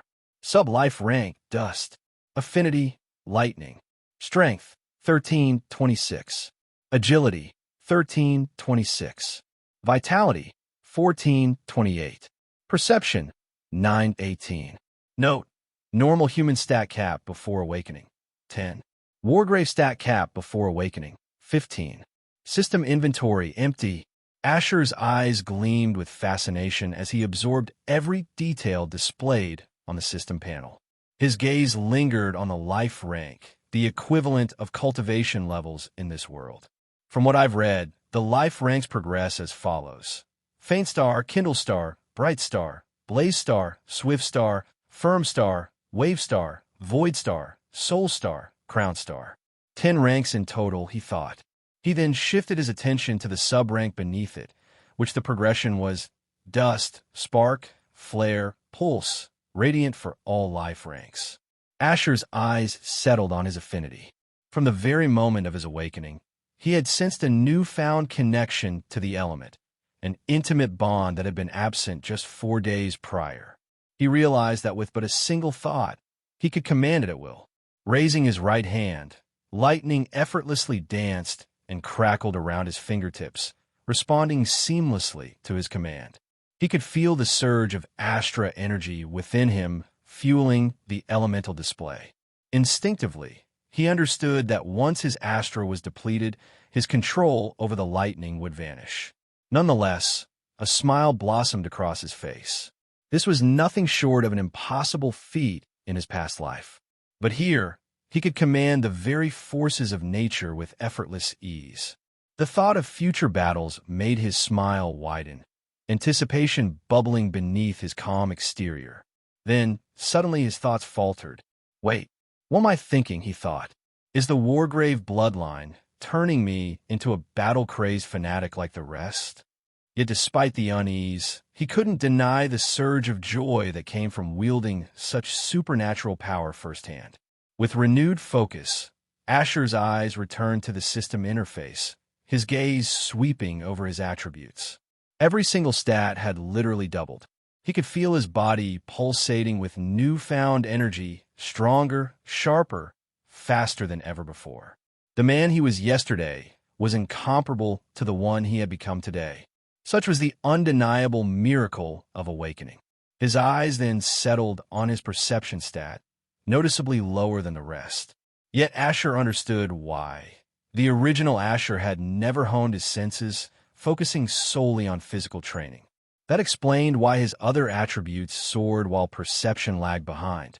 Asher felt the Astra energy coursing through every fiber of his being, invigorating and strengthening each part of his body. He could sense the Astra veins winding within him, much like the network of blood vessels that sustained life. The greater the flow of Astra energy, the higher one's life rank, Asher reflected. His eyes shifted to the notification beneath the attributes. Truly a family of monsters, Asher mused as he read the message. The Wargraves had clearly surpassed even humanity's natural limits, at least before the awakening.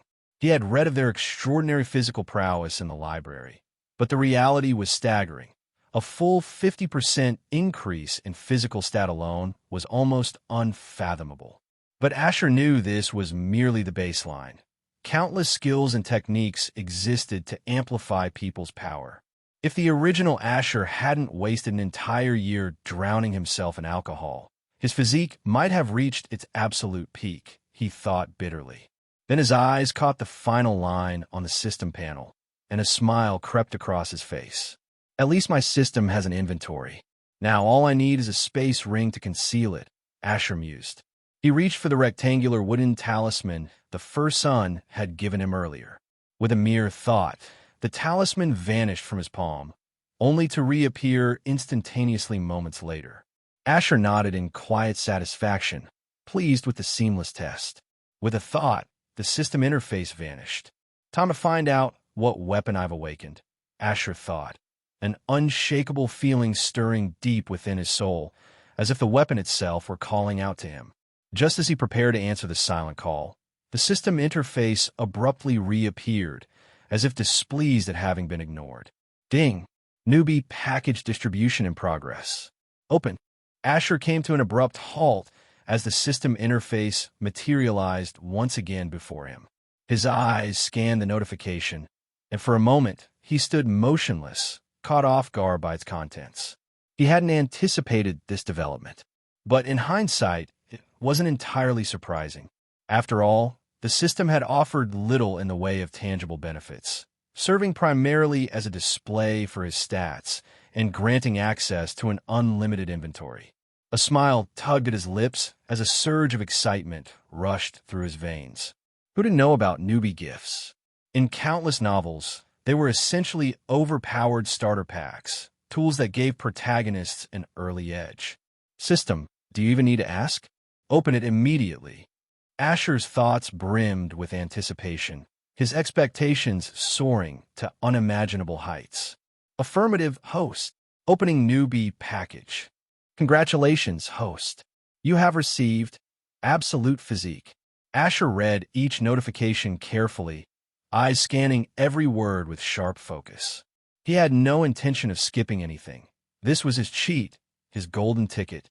System, display the details of the Absolute Physique.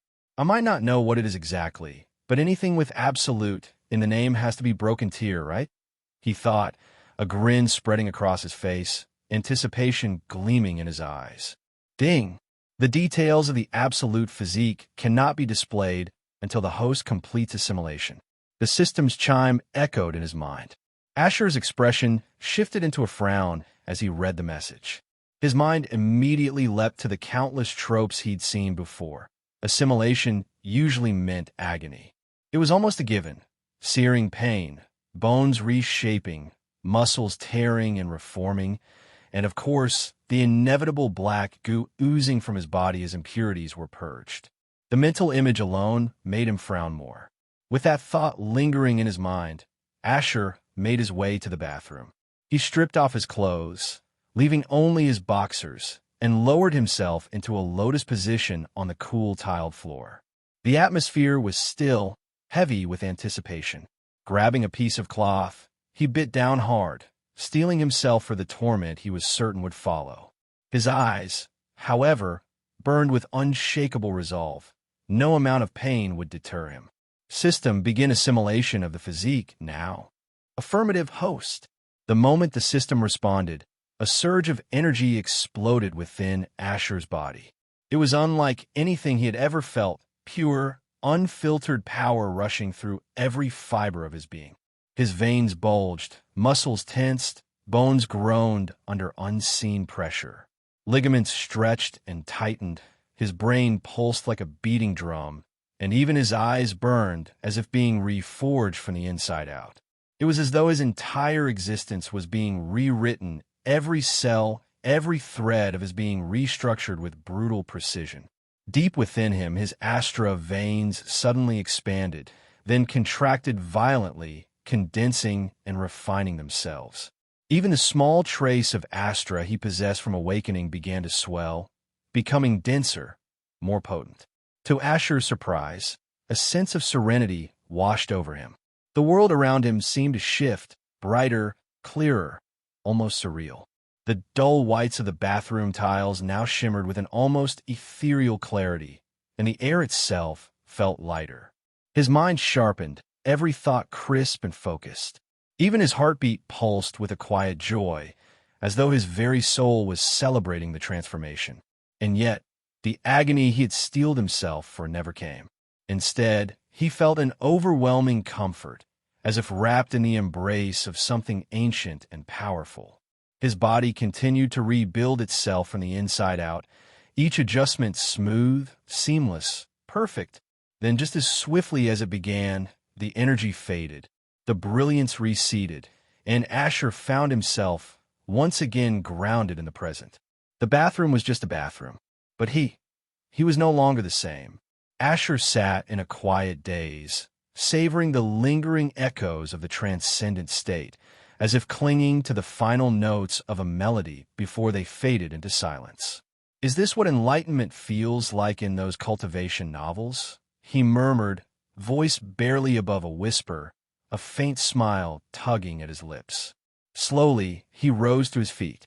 If he had felt energized after his awakening, now he was overflowing with energy, every fiber of his being humming with quiet power. He could feel it in his breath, in his heartbeat, in the very way he moved. A quick glance in the mirror confirmed what he already sensed. His height had increased, rising from 6 feet 1 inch to a towering 6 feet 3 inches. His skin, already flawless, now radiated an unnatural perfection, smooth, radiant, and unmarred, as though sculpted by divinity itself. "I feel like I could destroy a mountain with a single punch," Asher muttered, eyes locked onto his reflection in the mirror. His body remained lean, no exaggerated bulk, but beneath that streamlined frame, he could sense the sheer, compressed strength coiled within his muscles like a drawn bowstring. Every movement felt lighter, more precise, yet brimming with latent power. Of course, he wasn't naive. He knew it was just the illusion that came with a sudden surge in strength. No, he couldn't shatter mountains. Not yet. Still, the temptation to test himself gnawed at him. He cleared his throat, and even his voice carried a subtle change, deeper, more resonant, like tempered steel. "Status," he commanded, his tone thick and steady. The system's interface flickered to life before Asher's eyes, displaying his updated profile in glowing texts. Name, Asher Wargrave. Age, 17. Bloodline, the Wargrave lineage. Physique, absolute physique. Titles, youngest heir, 10th son, disgrace of the Wargrave. Unique body holder, new. Life rank, faint star. Sublife rank, spark. Affinity, lightning. Strength, 2652. Agility, 2652. Vitality, 2856. Perception, 1850. Asher carefully scanned every detail once more. The system had updated his profile, adding the absolute physique and a brand new title to his list. His gaze lingered on the sublife rank spark. A slow, triumphant smile blossomed across his lips. He had only awakened some minutes ago, yet now, he had already broken through a minor realm. He could feel the increased flow of Astra pulsing vividly through his veins, surging with newfound intensity. Too bad Astra can't be measured numerically like the other stats, Asher thought silently. But this limitation did little to dampen enthusiasm. His eyes eagerly scanned each attribute once again, a growing smile spreading across his face as he confirmed what he already suspected. Every stat had instantly doubled once more, just as they had during his awakening. "At this rate, won't I be a god by tomorrow morning?" Asher said with a grin, his confidence soaring. Then his eyes landed on his perception stat, an astounding leap from 18 to 50. The jump was far greater than he had initially realized. Suddenly, a new awareness dawned on him. He could perceive everything happening within a 5-meter radius around him with crystal clarity. In his earlier excitement, he hadn't even noticed this remarkable change. He could now see with perfect clarity behind him, beside him, his vision encompassing everything within a 5-meter radius, as if no blind spots existed. The world around him appeared sharper, purer, as though an entirely new dimension had unfolded before his eyes. Then, an idea struck him. Slowly, he closed his eyes to test it, and to his astonishment, his heightened perception remained unbroken, his awareness persisting with flawless clarity despite the darkness. "System, if you keep spoiling me like this, I might just marry you tomorrow," Asher joked, laughter bubbling from his lips. Who didn't love being spoiled? "Now, show me the details of the absolute physique," he added with a wide grin, anticipation shining in his eyes. Affirmative host. Affirmative host. Absolute physique. Description: a gift from the system to the host. Abilities: 1. Perfect muscle memory. Once the host performs a physical action, his body memorizes and refines it instantly. 2. Optimal movement efficiency. No wasted movement. Every step, breath, or swing is subconsciously calculated for the best result. 3. Limitless physical growth. The host's body evolves with experience, automatically optimizing itself through combat or training. Gains strength, agility, and reaction time rapidly. 4. Instinctive adaptation. Host body reacts before his brain processes danger, almost like a predictive instinct. 5. Battle intuition. The host doesn't just move perfectly. He understands enemy movement patterns at a subconscious level, improving rapidly with each fight. 6. Omniperception, a passive sensory ability that grants the host absolute 360-degree awareness of his surroundings. Asher meticulously examined each ability bestowed by the physique, a wave of disbelief washing over him. He swallowed hard, his mind spiraling into a whirlwind of contemplation. Isn't this absolute physique a bit too overpowered? He wondered, his gaze fixed unwaveringly on the system panel before him. Earlier, he had joked about ascending to godhood by morning, but now, that notion felt far less absurd. Perfect muscle memory granted him the extraordinary ability to master his weapon form after merely 1 or 2 swings. Any martial technique he executed even once would be instantly ingrained, an almost absurd advantage. But that was not all. With perfect muscle memory, he could effortlessly wield any weapon he picked up, surpassing even those who had dedicated years to mastering it. Not to mention its battlefield applications, his reaction time would soar to unparalleled heights. Even when pushed to the brink of exhaustion, his attacks would flow with flawless precision. Asher found himself at a loss for words. Every ability granted by the absolute physique seamlessly complemented the others. With battle intuition sharpening his instincts, he was poised to become an unstoppable force on the battlefield.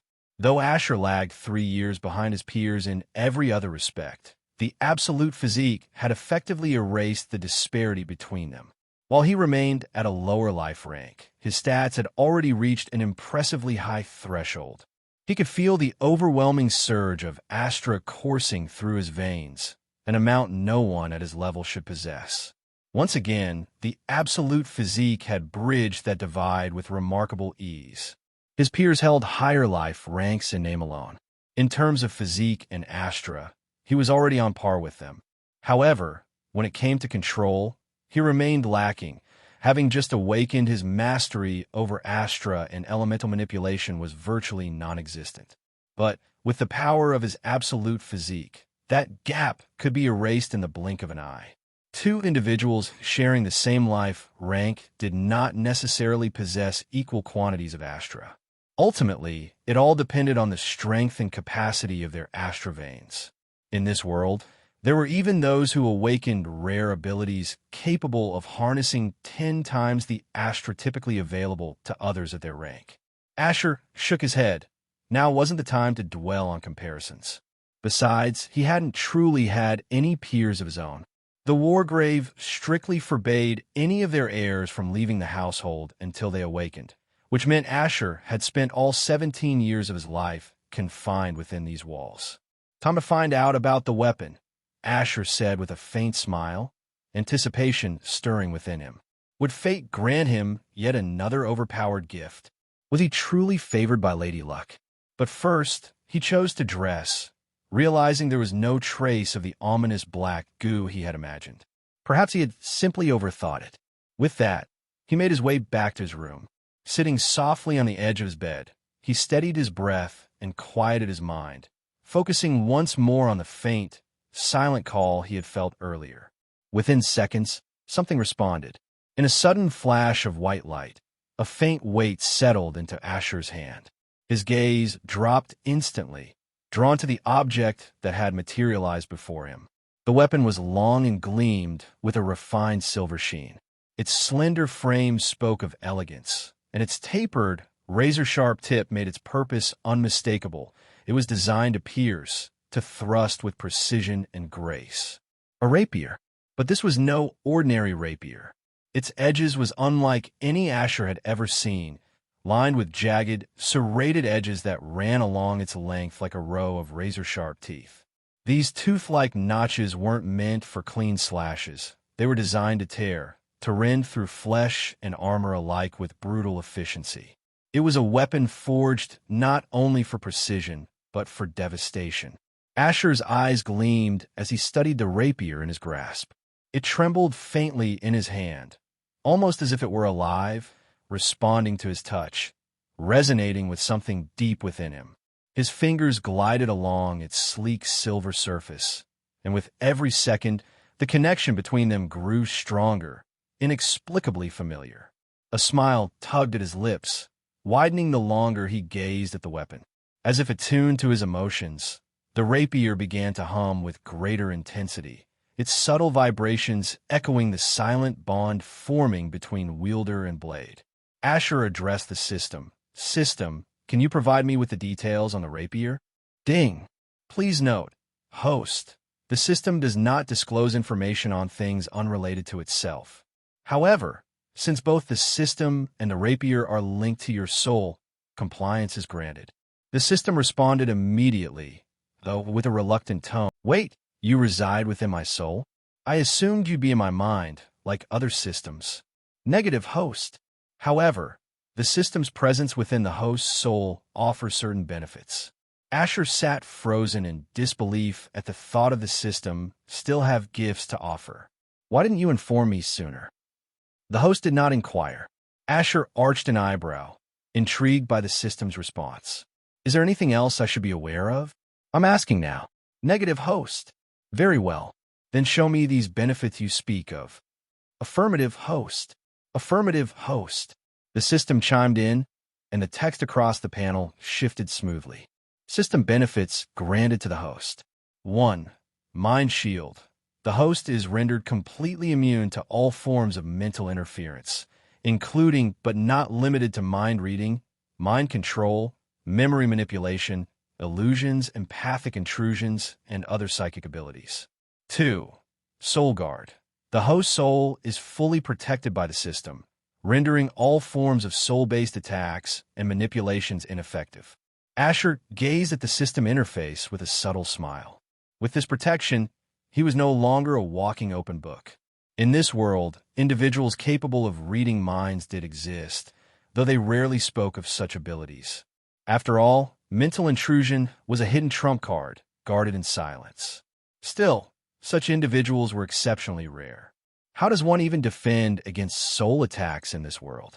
Are there truly individuals born with soul-related abilities? Asher pondered, a faint crease forming on his brow. He shook his head, brushing the thought aside. There was no point in dwelling on such things that didn't affect him. System, provide the details of the rapier. Asher thought, his eyes drifting down to the weapon still resting in his grasp. Affirmative host. Name. Description. A soul-bound weapon, awakened through the host's longing affinity for the sword. Unlike conventional rapiers, typically designed for speed and precision thrusts, this blade defies standard limitations. It exists beyond the boundaries of form and expectation, a manifestation of the host's will and essence. Abilities. 1. Position marker. The rapier allows the host to teleport instantly to any of 3 marked locations. No cooldown.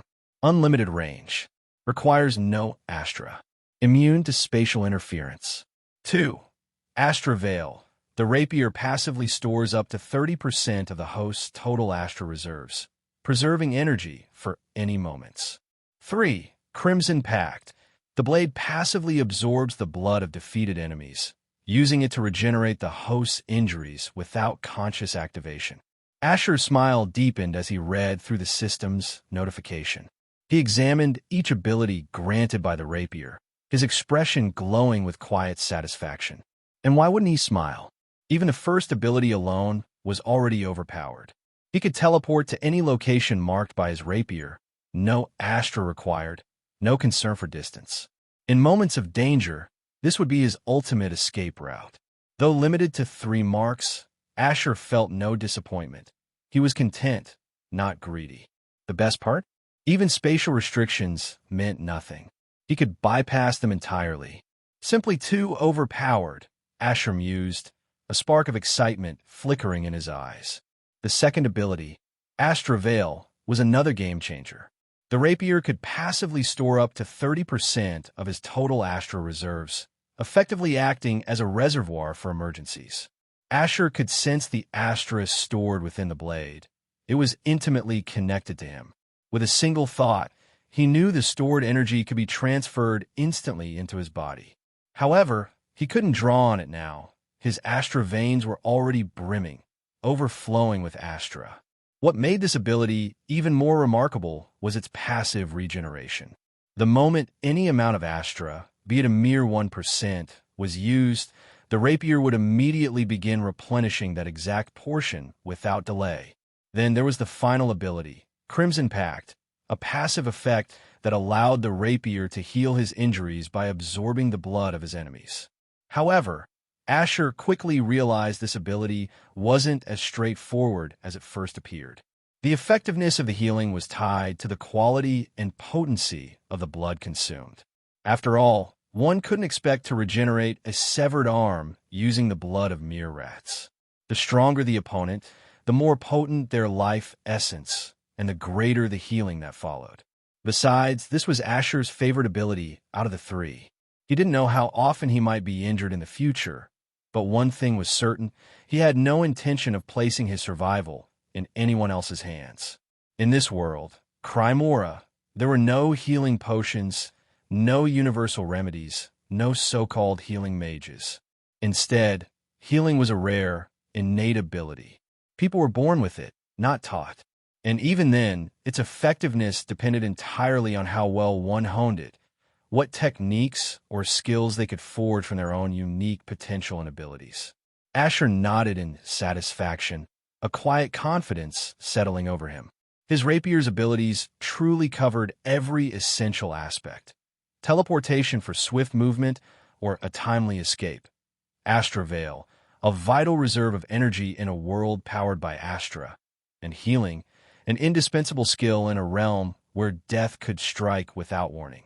In Crimora, such an ability wasn't just advantageous, it was necessary for survival. As if responding to his satisfaction, the sword hummed softly in his grasp, as though whispering, "I know, I'm just that good." Asher's gaze lingered on the rapier, feeling the deepening bond between them. It was a known truth amongst wargraves. Every weapon awakened after their awakening always possessed at least one ability. There was no exception. "I should give you a name," Asher murmured, sensing that simply calling it rapier or sword no longer did justice to the weapon's significance. He paused, lost in thought, searching for the perfect name. Virilis. He finally spoke, the word rolling off his tongue with utter calmness. "From this moment on, you shall be known as Virilis." Asher spoke with a heavy tone. The rapier hummed again, and Asher felt the bond between them deepen. Suddenly, the blade slipped from his grasp and began to float effortlessly at his side. Asher watched silently, a calm acceptance settling over him as the rapier hovered there, steady and ready. "System, what is happening?" Asher inquired, but the system remained silent, offering no response. Of course, the system had already made it clear it would not address matters unrelated to itself, he reminded himself. "It seems our bond has grown stronger, granting the rapier the ability to float on its own," Asher mused. Could it acquire even more abilities in the future? But Asher wasn't sure about that, since it would make the already overpowered Wargrave bloodline even more broken at this point. Still, Asher couldn't help but consider the advantages of a weapon capable of independent movement. In the event of an assassination attempt while the wielder slept, the sword could act as a silent guardian, defending its master without hesitation. And it needn't be limited to assassination. Any sudden sneak attack could be met with swift, autonomous defense. As Asher was done checking out his weapon and its new ability, he decided to let Virilis just continue floating beside him. "Since I've settled everything on the system, my affinity and weapon, I should try Cultivation next," Asher thought as he adjusted his sitting position. His legs crossed over each other with his forearm on his knees as he sat in a lotus position. Cultivation in this world is basically sensing the Astra in the air and drawing it into the Astra veins through the skin pores. Asher's thoughts churned as he went over things on Cultivation he had read in the library. Taking a deep breath, Asher closed his eyes and allowed his senses to expand. He could already passively sense Astra in the air, but this time he was actively doing it. Asher instantly controlled the asters, drawing them to his skin pores. His absolute physique instantly seemed to come alive as Astra flowed into his body with frightening speed. Asher could feel Astra flowing through his skin pores and directly flowing into his Astra veins. The spinal vein was the first to receive the Astra. Then the spinal vein redistributed the Astra to various veins: heart, brain, limbs, liver, kidneys, lungs, eyes, solar plexus, and palms.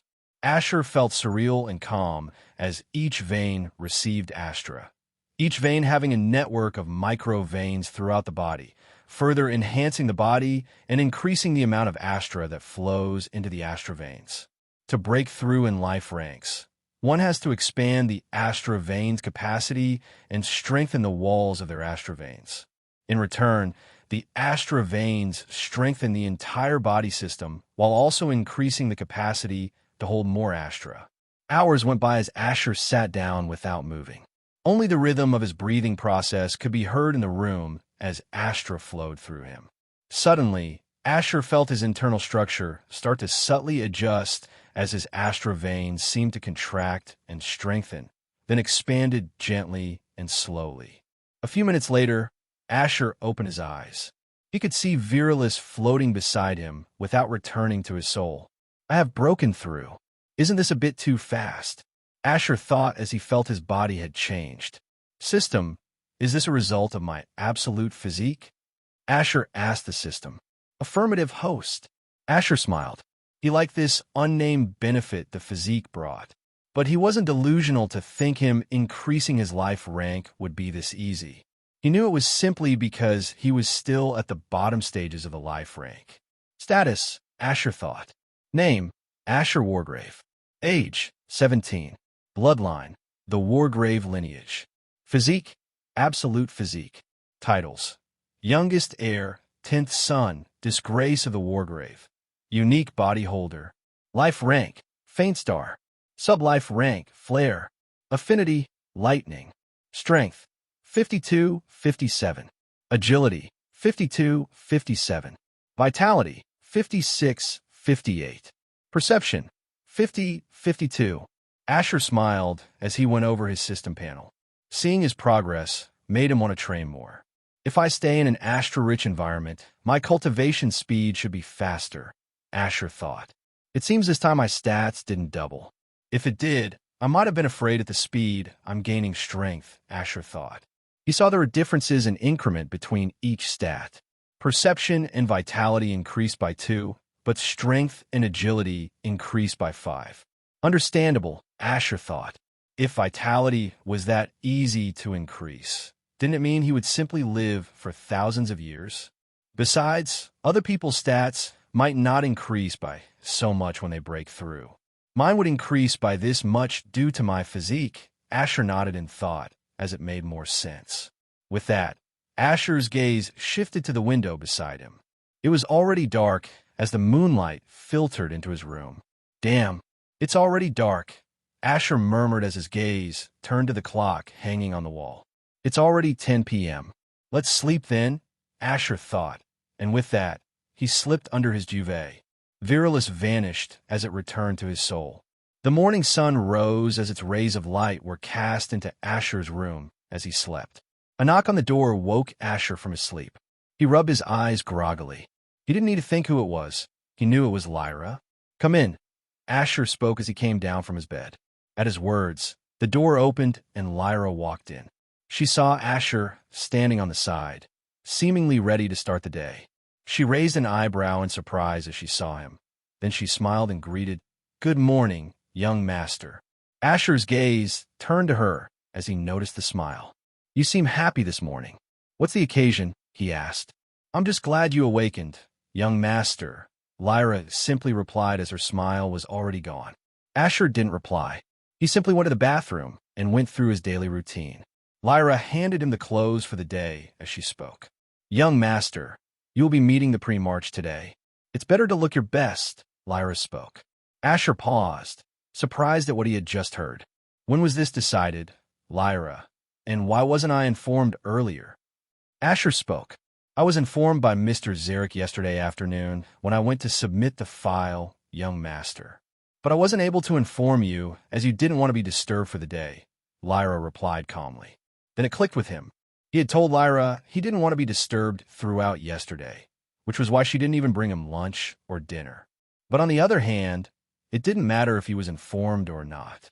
What could he possibly prepare for in a meeting with the Primarch? When will I be meeting Father? Asher asked as he quickly dressed. Mr. Zarek would be here by 10 a.m., so I'm guessing the meeting is by that time, Lyra spoke. Asher's gaze turned to the clock once again. I still have some time left, Asher thought. Quickly bring my meal. I need to be done with everything before Zarek arrives, Asher replied. Lyra nodded, then stepped out. The moment the door closed behind her, Asher felt her presence instantly vanish. Is she running instead of walking? Asher thought. In less than a minute, Lyra had returned with breakfast. Asher ate quickly. The moment it hit 10 o'clock on the clock wall, a knock echoed through the room. Asher turned to Lyra and nodded. Receiving the command, Lyra opened the door. Good morning, Mr. Zarek, Lyra greeted with an expressionless face. Morning, Lyra, Zarek replied, his gaze turning to Asher, who was wiping his mouth with a napkin. As his gaze landed on Asher, a soft smile appeared on his lips. Then he spoke. Are you ready, 10th son? I am, Zarek, Asher replied calmly as he rose from his seat. I never thought I would be meeting him this early, Asher thought as he stepped out of his room, following closely behind Zarek with Lyra following behind him. They met no maids on the way as they made their way through some hallways. Asher's thoughts spiraled as he walked gently, but his steps remained steady and composed. Asher noticed, as he walked, his feet no longer made any sound as they met the floor beneath him. But he wasn't the only one who had noticed this. Zarek and Lyra noticed, but none said anything. Damn, this absolute physique is insane. Perfect muscle memory and optimal movement efficiency have simply accomplished such a feat just by walking. Even if I become nervous when meeting the Primarch, my body might not react externally. This could give me the best poker face in existence. Combined with my mind shield ability from the system, can anyone even know or guess what I am thinking at any time? Asher thought. As Asher was lost in thought, they arrived before a huge black door with just a few designs in black on the door. There were no guards besides. Who could possibly guard the Primarch? 10th son, the Primarch is within. You can go in, Zarek spoke with a gentle bow. He and Lyra wouldn't be accompanying him inside. Asher nodded, then took a step past Zarek. The huge black door instantly opened to his presence. Asher's eyes darted across the room. Shelves stood against the wall as books fitted into each of them. 2 couches could be seen at the sides. Then at the front, a table with various documents on it. A man stood with a book in his hands, his hair golden, matching the color of his eyes, his shoulders broad, standing at a staggering 8 feet 2 inches in height. His presence was serene and calm. If Asher's eyes weren't on the man before him, he wouldn't notice him, as the man seemed one with his surroundings. Without waiting a single second, Asher bowed slightly, his hand rising and resting on the left side of his chest as he greeted, I greet the Primarch. His voice was calm, just loud enough to reach the man before him. Congratulations on your awakening. The man finally spoke, his gaze never leaving the book in his hand. Thank you, Primarch, Asher replied as he lifted himself from his bowing position. And congratulations on your consecutive breakthroughs. It seems the history of those awakening on the third, try becoming mediocre, doesn't affect the Wargrave bloodline. The Primarch spoke, the book in his hand closing with a soft thud, his golden-colored eyes turning to Asher. Asher's heartbeat quickened as the Primarch congratulated him on his breakthrough. It is what is expected of me, Primarch, Asher replied, his hands clasped behind his back as he stood straight. So that's why Lyra and Zarek were smiling. They hadn't noticed. Would have been weird if the Primarch hadn't noticed, Asher thought. Do you know why you are here? The Primarch continued. I'm guessing it's for my training, Asher replied calmly. Indeed it is. As a Wargrave, we don't waste time on anything. Your training will be starting today. As you had failed your awakening consecutively, you shouldn't be qualified to train with the firsts, but I will reinstate this as a gift for your breakthrough. The Primarch spoke, his eyes on Asher, as if reading him like the book he held before. Thank you, Primarch, Asher replied. Let me see your weapon and element, the Primarch ordered. Asher instantly raised his hand, and lightning coursed through it. At his side, Virilis appeared, floating gently beside him. Lightning and a rapier. A unique kind of rapier also. The Primarch spoke as he gazed at Virilis. To think you've achieved this level of connection with your weapon in just a day, the Primarch continued. Asher didn't reply. He simply stood there without a word. You have 30 minutes to prepare. Zarek will be taking you to the training ground. I hope you perform well during the true awakening. You may leave now. The Primarch spoke in finality. Asher bowed once more, then turned on his heels and stepped out of the room, the huge black door closing behind him. He saw Lyra waiting for him. Zarek was already gone. How was the meeting, young master? Lyra asked as she followed behind Asher. Good. I will be heading to the first training ground. The Primarch has reinstated me. Asher replied as he walked towards his room. Congratulations, young master, Lyra replied. Asher didn't reply. He simply kept walking. He hadn't expected the Primarch to call him just to talk about his training. But at least he was rewarded with a better training ground for his breakthrough. He didn't ask about Virilis's ability, Asher thought. Size. I said, thank you more times than I can count, Asher thought, as most of his replies to the Primarch were just thank you, Primarch.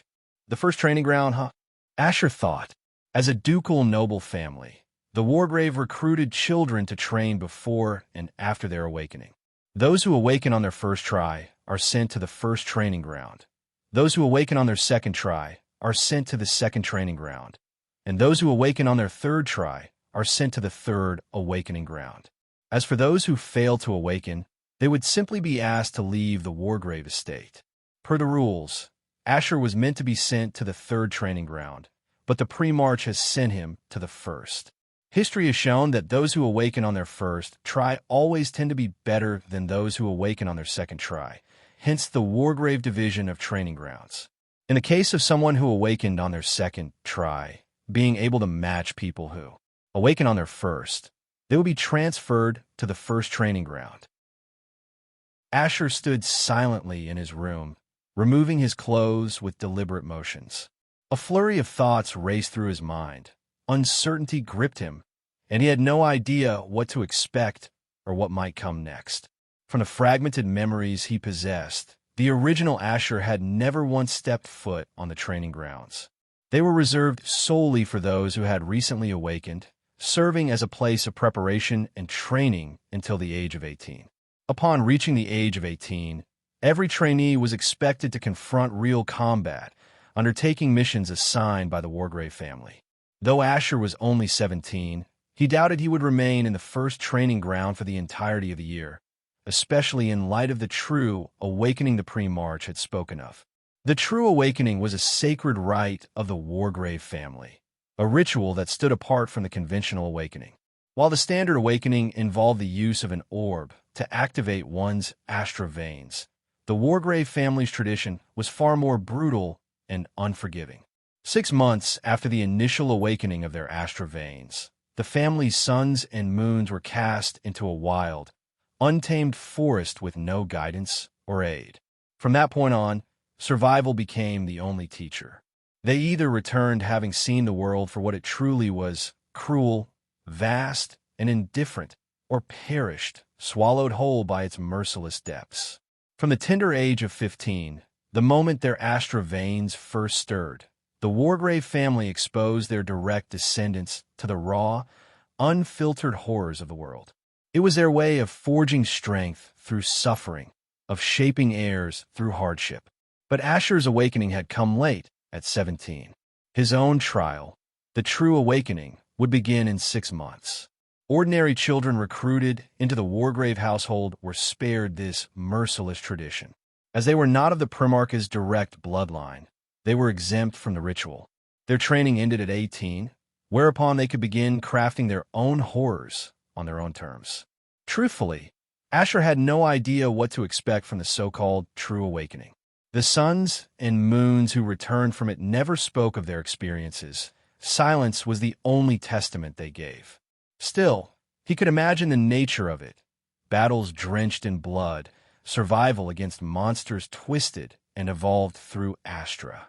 Whatever else the ritual entailed remained shrouded in mystery. For now, All he could do was wait. 6 more months until the unknown became his reality. A knock echoed through the room, pulling Asher from the depths of his thoughts and snapping him back to the present. "Come in," he said flatly. As expected, it was Lyra. She stepped inside with quiet familiarity, holding a neatly folded set of clothing in her hands. This time, it was his training uniform, a form-fitting, pitch-black ensemble consisting of a long-sleeve compression shirt and matching trousers. "Your training clothes, young master," Lyra said softly as she handed the uniform to Asher. He gave a silent nod, accepting the garments before slipping into them without a word. Asher shifted and moved, testing the feel of the outfit. After a few motions, he gave a subtle nod of approval. The fabric clung to him like a second skin, offering no resistance to his movements. It was less a uniform and more an extension of his body. Asher exhaled deeply and seated himself on the edge of his bed, awaiting Zarek, who was tasked with escorting him to the training grounds. At that very moment, Virilis returned to his soul. Minutes later, another knock echoed through the room. This time, Asher did not issue a command for the visitor to enter. Instead, he rose, approached the door, and opened it himself. His gaze settled on Zarek, who stood tall, poised and composed as always. "Are you ready, 10th son?" Zarek asked, his eyes fixed intently on Asher. "I am," Asher replied with a nod. "Then let us proceed," Zarek said, pivoting gracefully on his heel. Asher followed close behind, unfamiliar with the path to the first training ground. A few steps behind them, Lyra moved in silence, trailing their footsteps. Zarek led them out of the building and into an entirely different sector of the compound. As they moved, Asher passed several guards, each bearing weapons at their sides. He spared them brief glances but did not slow his stride. Before long, they arrived at a vast structure, its architecture divided clearly into 3 distinct sections. Zarek offered no explanation and remained silent, his pace unbroken. Still, Asher could surmise that these divisions marked the 3 training grounds. Passing through a set of doors, Zarek and Asher entered the first training ground. By this point, Lyra had quietly slipped away. Only trainees were permitted within the grounds. Still, she remained nearby, concealed but within reach, ready to intervene at a moment's notice.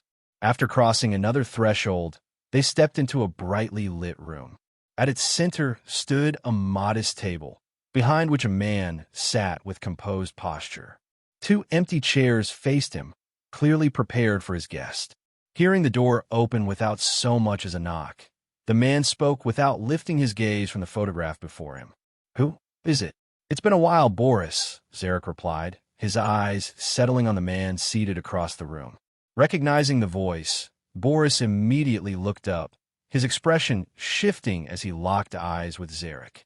A warm smile spread across his face as he rose from his chair. "Good morning, Mr. Zarek," he greeted, his gaze then drifting to Asher, who stood quietly at Zarek's side.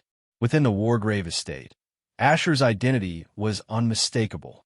Everyone knew of him, the Wargrave who had failed his awakening, the one believed to be bound by a future with little promise.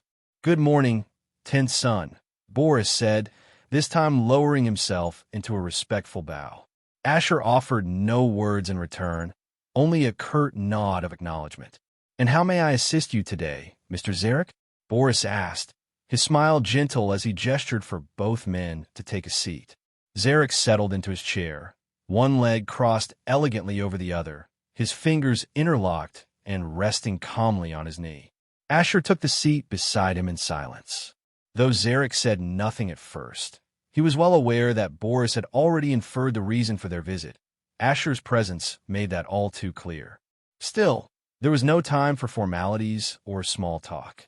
He had a duty to fulfill and was expected back at the Primarch's side without delay. "I'm here to register the 10th son in the first training ground," Zarek said without preamble, striking directly at the heart of the matter. Boris's gaze flickered to Asher for the briefest moment, though his composed smile did not falter. "Mr. Zarek," he began, his tone polite yet firm, "I'm sure you're well aware of the rules. I have no authority to enroll the 10th son in the first training ground. Doing so would be a direct violation of family law, one that would quite literally cost me my head. Zarek shook his head slowly. I'm not here to impose my authority. That would be no different from madness, he said calmly. This is a direct order from the Primarch, granted as a reward for his current life rank, despite having awakened only a day ago. As he spoke, a folded parchment scroll materialized in his hand. Without hesitation, he extended it toward Boris. Boris accepted the scroll without a word. From the moment Asher had entered the room, he had sensed the young man's life rank. He had been surprised, of course. According to the reports, Asher had only awakened the day before. But Boris had chosen not to reveal his astonishment. Only one person in Wargrave's recorded history had achieved anything remotely similar, the current Primarch, who had reached his first breakthrough the day after his awakening.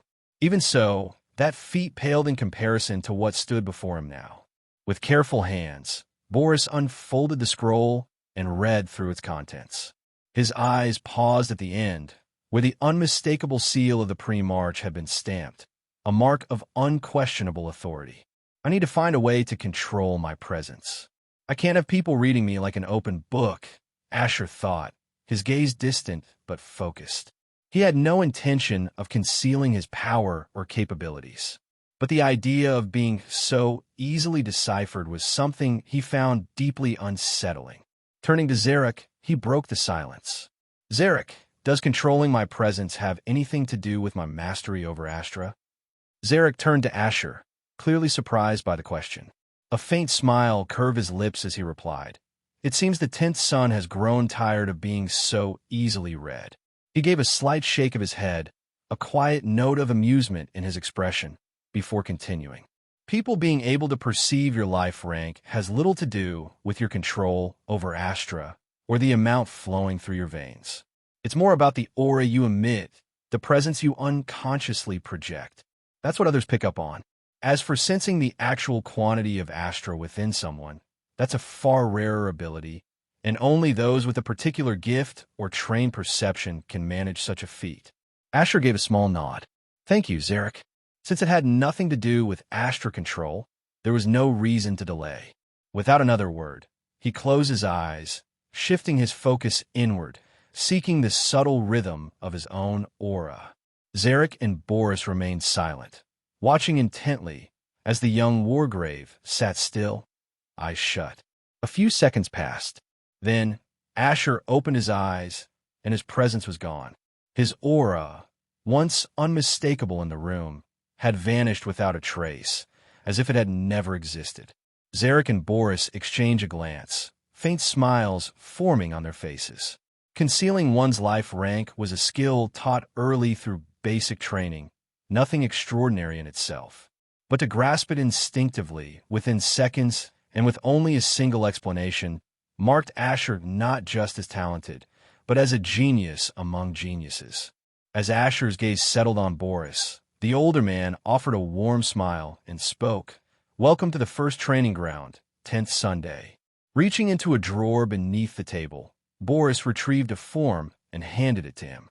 "I'll be under your care," Asher replied calmly, accepting the form.